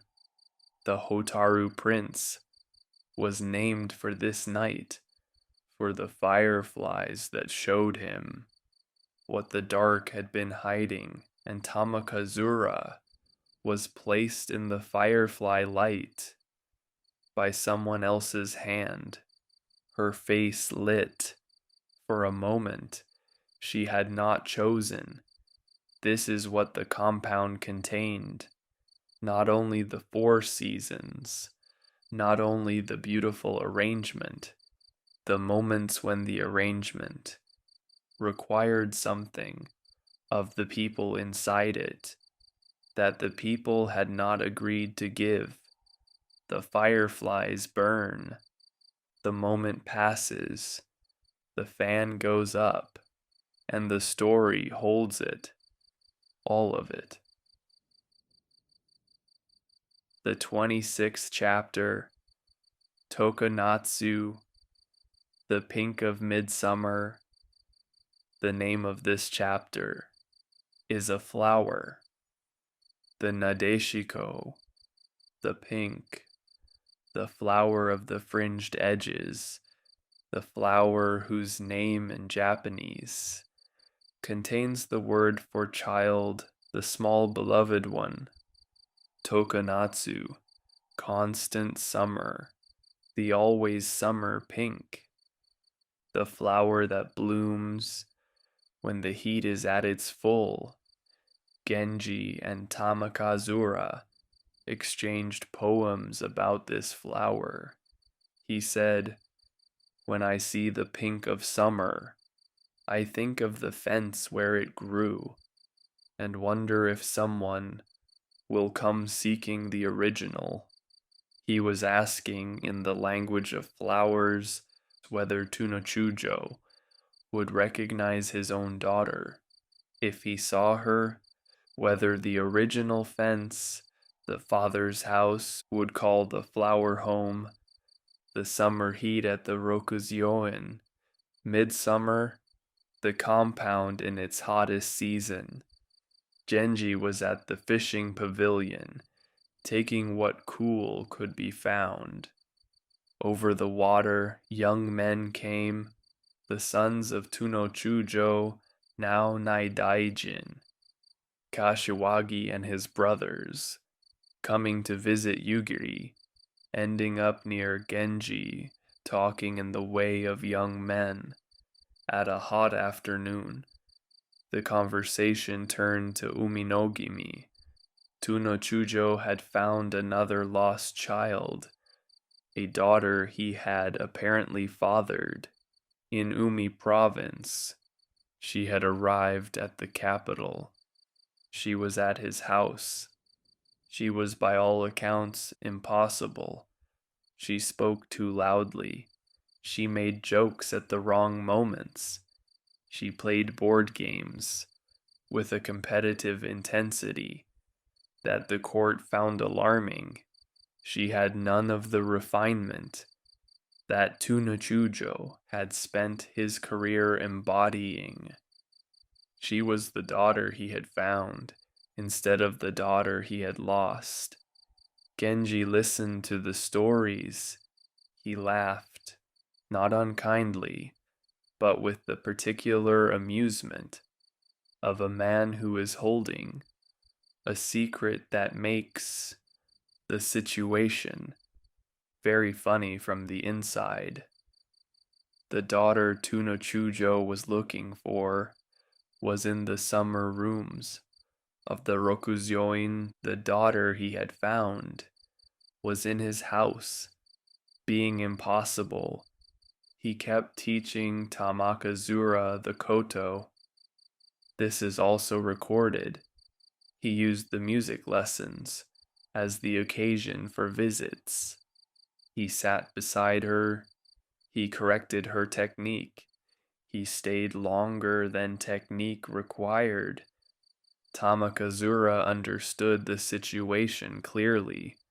The guardian who was also a suitor. The teacher who was also something else. She managed. She played the koto. She received the lesson. She did not give him what the lesson was covering for.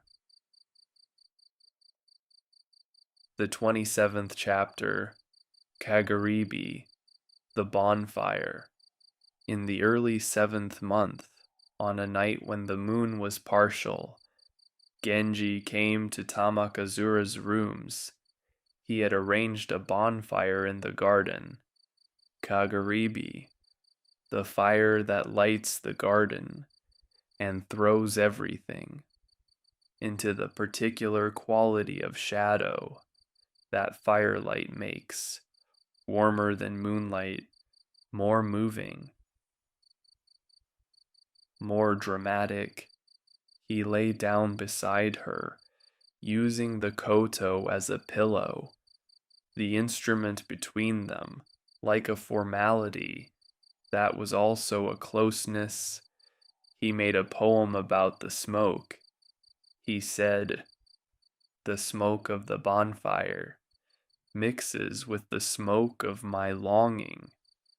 This is the fire that never goes out." She answered him. She was always answering him. She said, "Send the smoke of your longing somewhere it can dissipate, into the sky, where it has nowhere to go, but away." She was telling him, with the politeness the court required, that the longing needed to go somewhere else, that the smoke needed to clear, that the bonfire in the garden was beautiful, and the fire in her guardian was not the same kind of beautiful. Kashiwagi was there, in the east wing. He and Yugiri were playing music. Genji heard them and called them to the room. He arranged a small concert, the three of them playing, Genji and his son's friend, the music moving through the summer night and out through the screens into the garden where the bonfire burned. Tamakazura listened. She watched Kashiwagi play.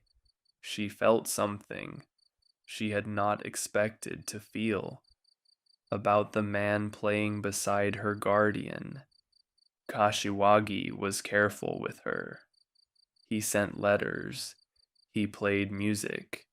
He did not deploy the particular tactic of the bonfire and the koto. He was in love with her, in the way of someone who was still young enough for love to be primarily about the other person and only secondarily about himself. She felt this. She could not do anything about it. She was in Genji's compound. She was Genji's ward. Whatever she felt about Kashiwagi could not be acted on without Genji's permission, which was not forthcoming. Also, she did not know yet that Kashiwagi was her brother, not her full brother, but the son of the same father, Tsunochujo's son, her actual half-brother. The story knows this. The reader knows this. They did not know. The music continued. The bonfire burned in the garden, and the smoke rose into the summer night and dissipated, the way smoke does when there is enough sky. Tamakazura watched the smoke. She thought about what she had said. Send it somewhere it can dissipate into the sky. The smoke was going. The night was going. The music would end eventually. Genji would leave eventually. She waited with the patience of a woman who has been waiting since she was 4 years old for the situation to become something she had chosen. The 28th chapter. Nowaki, the autumn storm. The storm came in the 8th month. The Nowaki, the autumn typhoon, the wind that comes in from the sea and moves across the island, breaking what is breakable and bending what is not. The gardens of the rokujoin suffered. The flowers that Murasaki had cultivated in the spring garden were knocked down by the wind from the west. The autumn empress's garden lost branches. The compound that had been the image of Genji's ordered world was disordered for the length of the storm.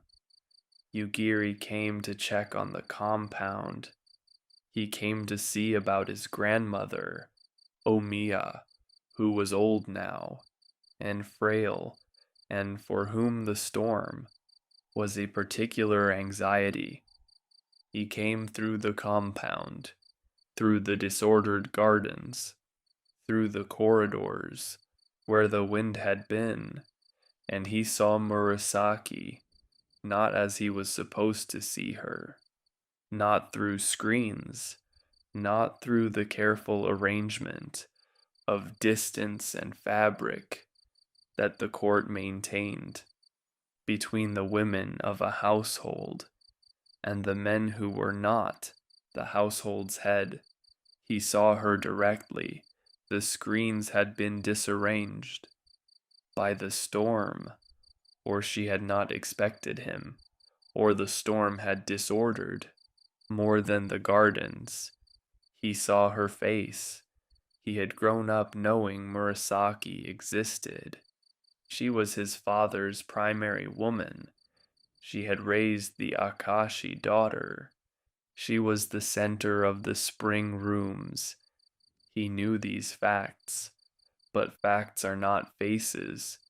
The face he saw in the disordered room was the face of someone whose beauty had a quality he had not expected. He had grown up watching his father be drawn toward beauty. He had watched it as a moral problem. He had watched it with the particular unease of a son who sees his father clearly and does not always like what the seeing shows. And now he understood, not as approval, as understanding, the recognition of why the beauty operated on people the way it did. He backed away. He composed himself. He went to his grandmother. He did what he had come to do. But the face stayed, the image that the storm had inadvertently provided. The next day, Genji took him around the compound to check on the storm damage, to visit each woman and confirm their safety, to perform the role of the household head. Who cares for his household? Yugiri went with him, as the son, as the dutiful attendant. They came to Tamakazura's rooms. Genji went in. Yugiri waited outside, and through the screens that were less orderly than usual in the residual disorganization of the storm Yugiri saw. He saw Genji with Tamakazura, the closeness, the quality of the interaction, the way a guardian does not normally sit with the person in his charge. He understood what he was seeing, or he understood enough to be troubled by it. His father, and this young woman in the closeness that had no name, that was acceptable in the official vocabulary of what Genji and Tamakazura were to each other. He said nothing. He continued around the compound. He performed the duties of the day, but the two images stayed. Murasaki's face in the disordered room, Genji's closeness to Tamakazura, a son watching his father and understanding things about the nature of what his father was, that the son had perhaps always known, but had not seen so directly before. The 29th chapter. Miyuki. The Imperial Outing. Reize came to the rokujoin, the Emperor, coming in the full ceremony of the imperial progress, to the compound of his minister. This was the highest honor the court could offer. The emperor does not go to the minister goes to the emperor. The reversal of this order was a statement about Genji's position, that the court read carefully and absorbed with the attention it gave to all such reversals. The occasion was the autumn leaves, the colors of Murasaki's garden.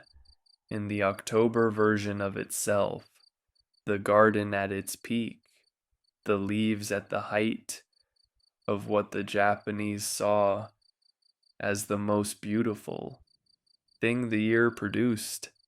The ceremony was magnificent.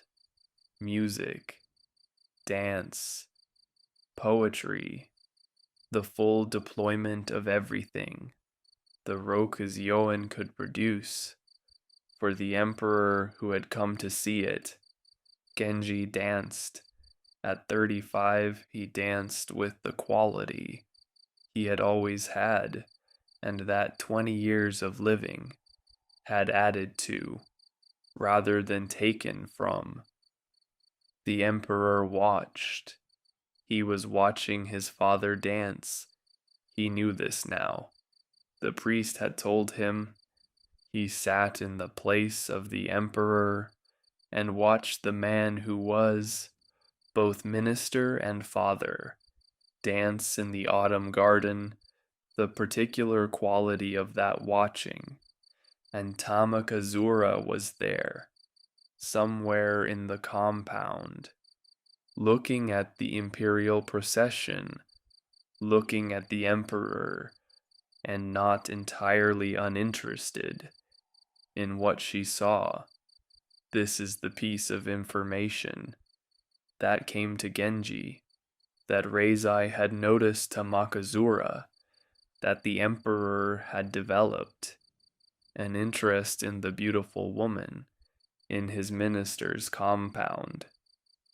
Genji processed this.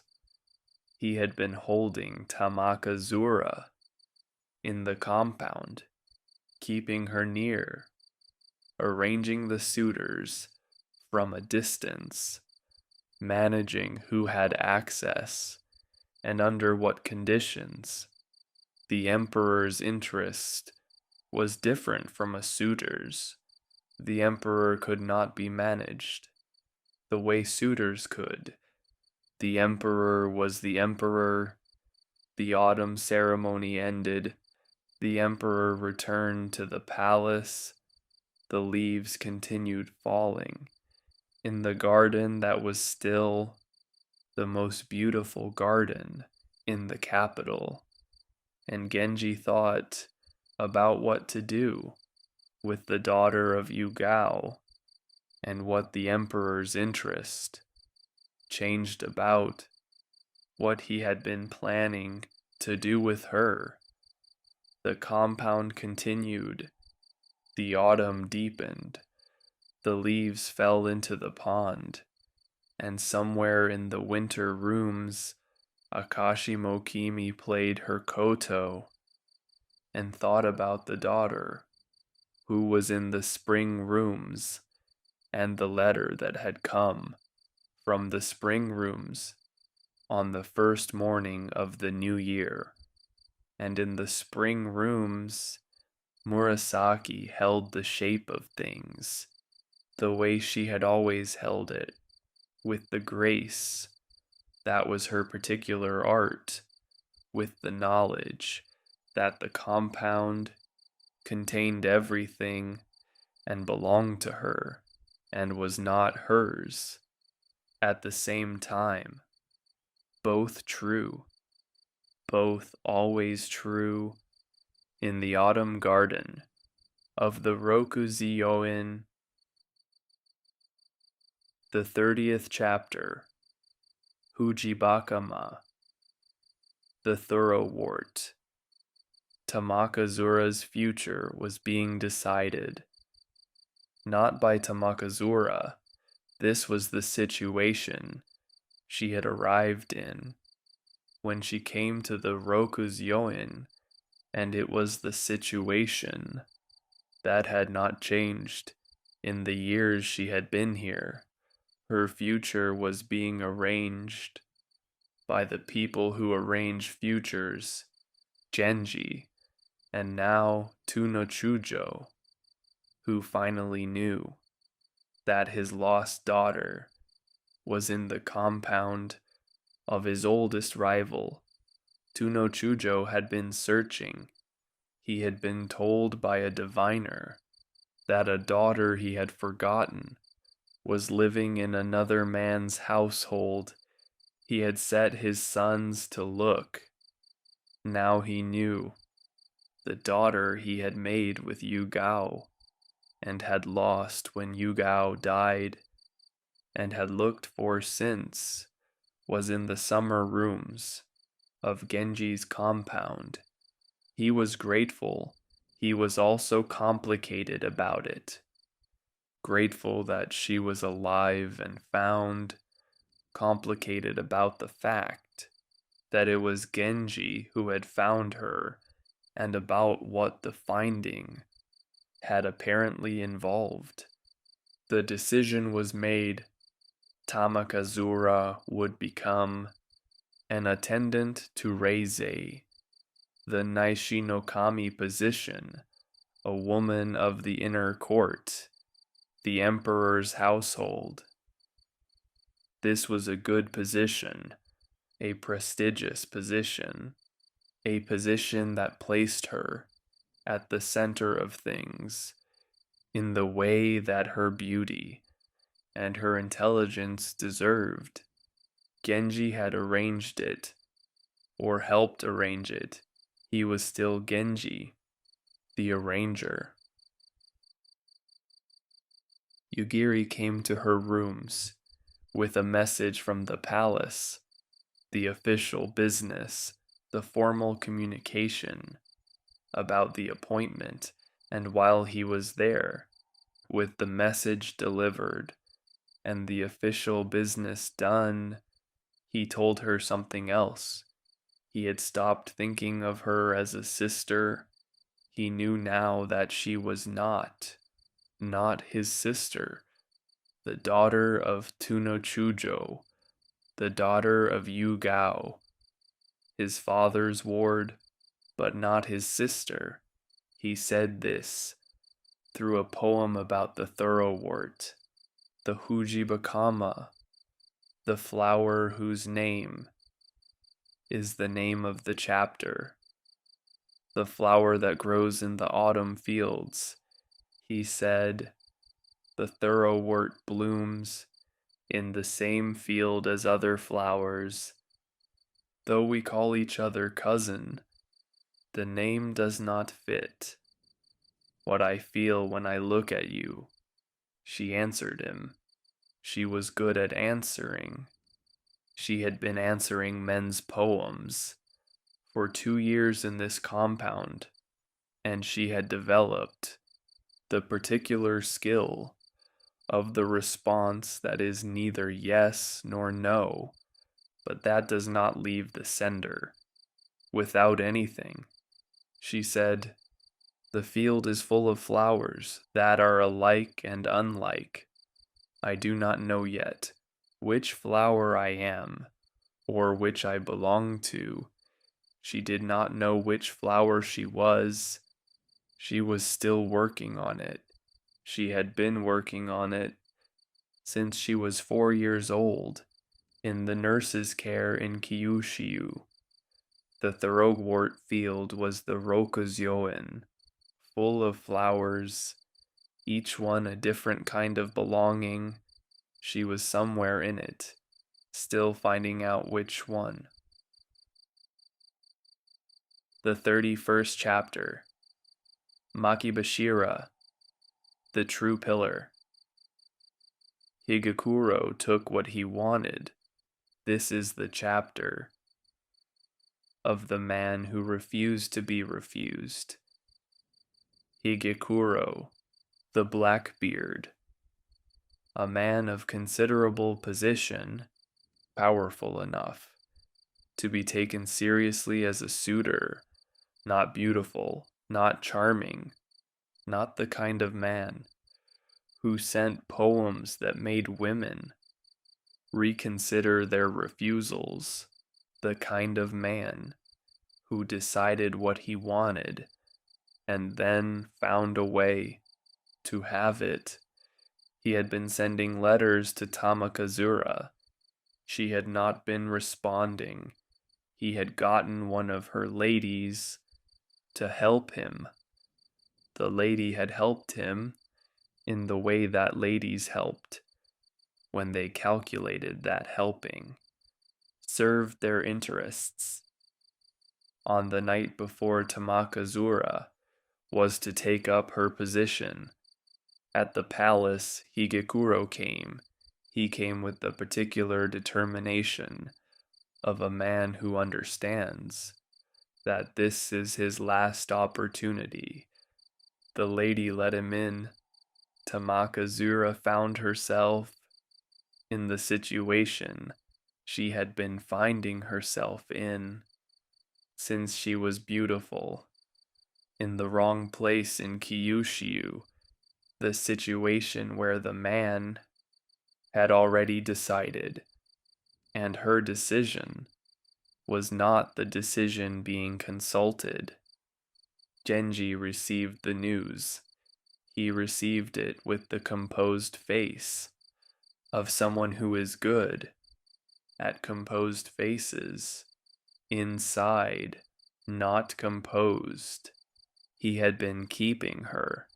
He had been arranging.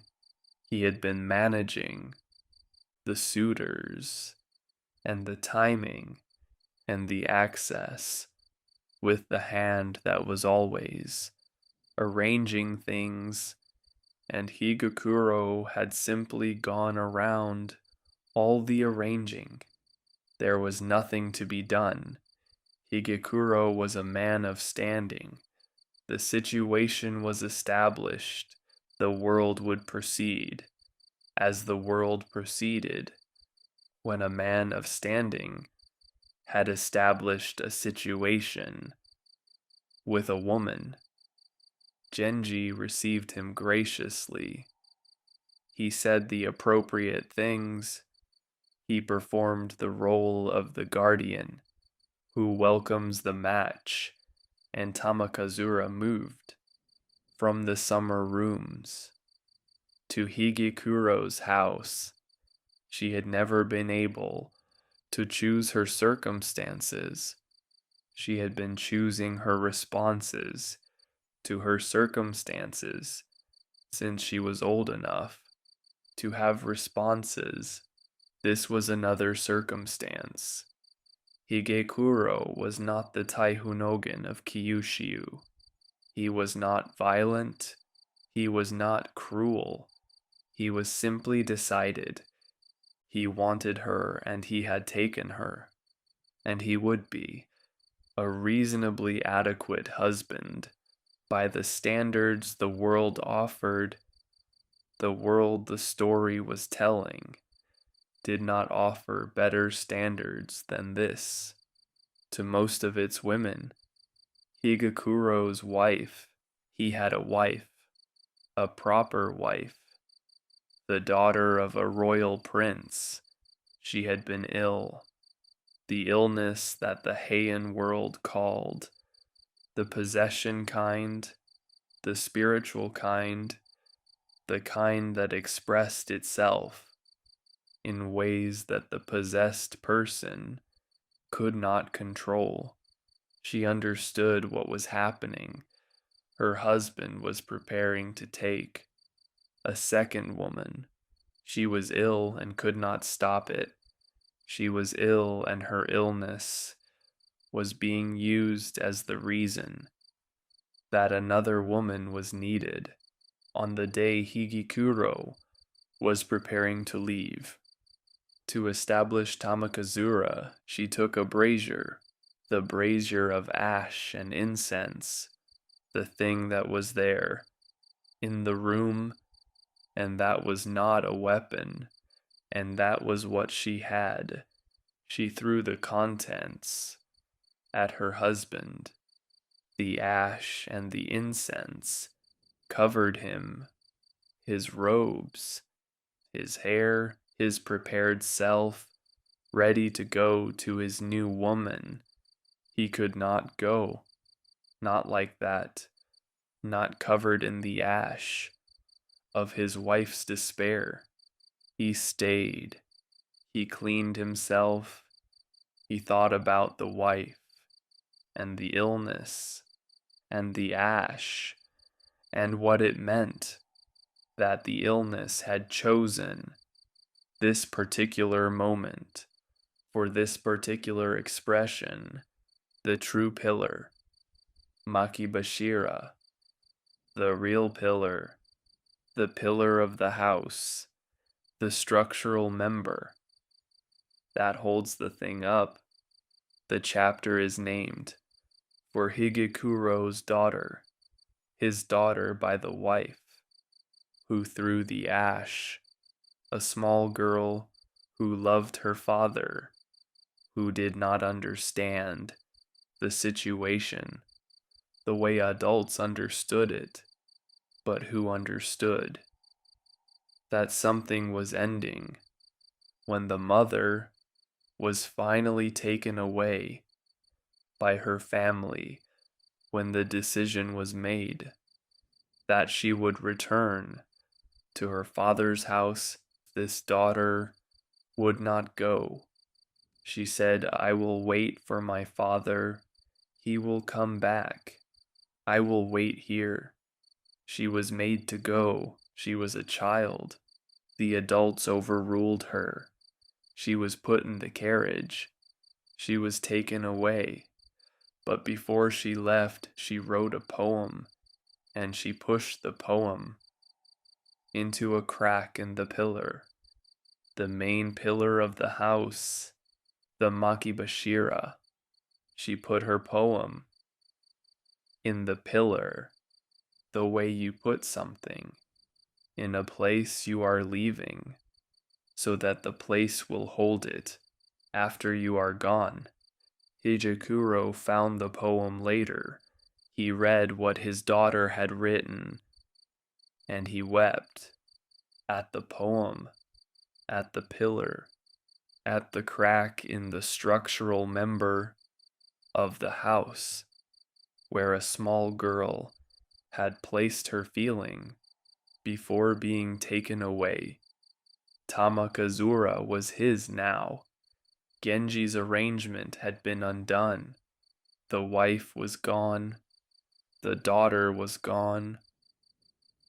And in the pillar of the house, a child's poem, waiting in the crack for the father who had already moved his attention elsewhere. The 32nd chapter, Umegae, the plum branch. The Akashi Himegimi was being prepared for her entry into the world. The daughter of Akashi Mokimi, who had been brought to the capital in the snow, who had grown up calling Murasaki mother, who was now old enough to enter the imperial household. Genji was 39, the year of his 40th birthday approaching, the year that would mark the full measure of his position. He was thinking about incense. This is what the chapter opens with: the incense competition, the gathering of the finest incenses available in the court, the ordering and evaluation of their qualities, the preparation of what would be needed for the ceremony that would mark the Himekimi's coming of age. Incense, the art of incense, the cultivation of the particular combinations that produce the particular quality of scent that says about the person who uses it what the person wishes to say. In the Heian world, a person's incense was a statement, as personal as a signature, as carefully cultivated as any other part of the presentation of oneself. The women of the compound prepared their own contributions: Murasaki's incense, Akikonomiyu's incense, each of them demonstrating, through the art of scent, what they were, and what the season they embodied smelled like. The competition was won. The preparations were completed. The mogi was performed. The ceremony that made the Akashi Himegimi a woman in the court's eyes. The plum branch, the chapter is named for the plum tree in Murasaki's spring garden. Its early blossoms, the scent of the plum, that is the first scent of spring, the scent that arrives before the cherry and before the warmth, and says, the cold is almost done. Something is coming. Genji sat in the garden and looked at the plum. He was 39, the year of his 40th birthday. He thought about time the way a person thinks about time at 39, not yet the older side of the line, but able to see the line from where he was standing. He had started with nothing except his father's love and his mother's face and the quality the gods had given him, and he had built the rokujoin and the position and the relationships and the arrangements. The plum was blooming. The spring would come. The Himekimi would enter the palace.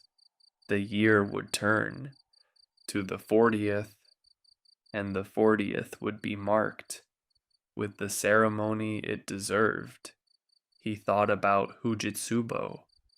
He almost always thought about Fujitsubo, even now, even with the plum blooming in the spring garden of the compound he had made.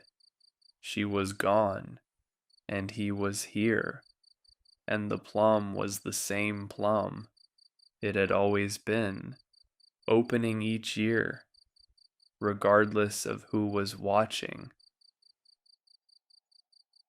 The 33rd chapter, Fujinouraba, the wisteria leaves. Two things happened. In the spring of Genji's 39th year, that completed the world he had been building, the first, Yugiri and Kumoi no Kari, 6 years, 6 years of waiting, 6 years of letters, and examinations, and the patient accumulation of rank and position. Tonochujo had been reconsidering. He had been reconsidering for some time. His daughter was old enough now that the question of who she would marry had moved from the theoretical to the urgent. Yugiri's position had risen. The rank that had been the 6th rank when they were separated was now substantial. The young man who had been insufficient had become someone whose insufficiency was harder to argue, and the story of the two of them was known throughout the court. Everyone knew they had been together since childhood. Everyone knew the father had separated them. Everyone was watching to see how it resolved. Tonochujo made his decision at the ceremony for his mother's memorial. Omiya had died, the grandmother who had raised them both, who had loved them both, who had watched what grew between them, and had thought it would be a good thing. At her memorial, Tonochujo pulled Yugiri aside. He said, in the way of a proud man who has decided to yield without appearing to yield, "Come to my house. Come for the wisteria. I am having a garden party. Come." Yugiri went. He was terrified. He had been waiting for 6 years, and now the waiting was ending in a garden party, and he did not know what the garden party meant until it meant what it meant. Tonochujo gave him his daughter. At the wisteria party, under the wisteria, with the wisteria scenting the air, and the court watching, and everything that had been wrong becoming in the moment of the giving right. Genji heard. He was glad in the way of a father who has been proud of a son's patience and is glad to see the patience rewarded. He thought, 6 years. He had waited too, not 6 years. Longer. He had waited his whole life for something that could not be given at a wisteria party, but he understood the waiting. He had been the father of it. He was glad it was done. The second thing, the imperial outing. Reizai came to the rokujoin, and Suzaku came. The retired emperor, the brother, the man who had let Genji go into exile, and who had lived with the weight of it, since both emperors, at the rokujoin, in the autumn, for the ceremony of the autumn leaves. The court assembled, the music played, the leaves were at their height, the compound showed what it was. Genji danced. At 39, he danced the way he had always danced, with the quality that had always been there, and that was still there, and that the years had not diminished, and would not diminish until the years finally diminished everything. The two emperors watched, Reizei, who knew, Suzaku, who did not, both of them watching, the man who had been the center of the court for 20 years, and the Korean astrologer's words, spoken when Genji was a child, were true in this moment. This man should have been a king. He has the face of a king. He has what kings are made of. He was not a king. He was the inner minister. He was not on the throne. He had refused the throne. But in this moment, in the autumn garden, with both emperors watching, he was everything that the astrologer had seen. The ceremony ended. The emperors returned to the palace. The autumn continued, and Genji stood in the garden he had made. From all the choices, and all the women, and all the years, 39 years old, the 40th birthday approaching, the world exactly what he had built it to be, the wisteria in Fujitsubo's name, the wisteria in the party, where Yugiri got what he had waited for, the wisteria leaves. That gave the chapter its name, the underside of the wisteria, the part that faces down, the part that is always there, and is not always seen. This is the chapter the story calls, the wisteria leaves, the underside, the part that faces down, what you see when you look up at the thing that hangs above you. Genji looked up at the wisteria, at the autumn leaves, at the compound he had made. He was 39, and the world was exactly this, and something was about to change.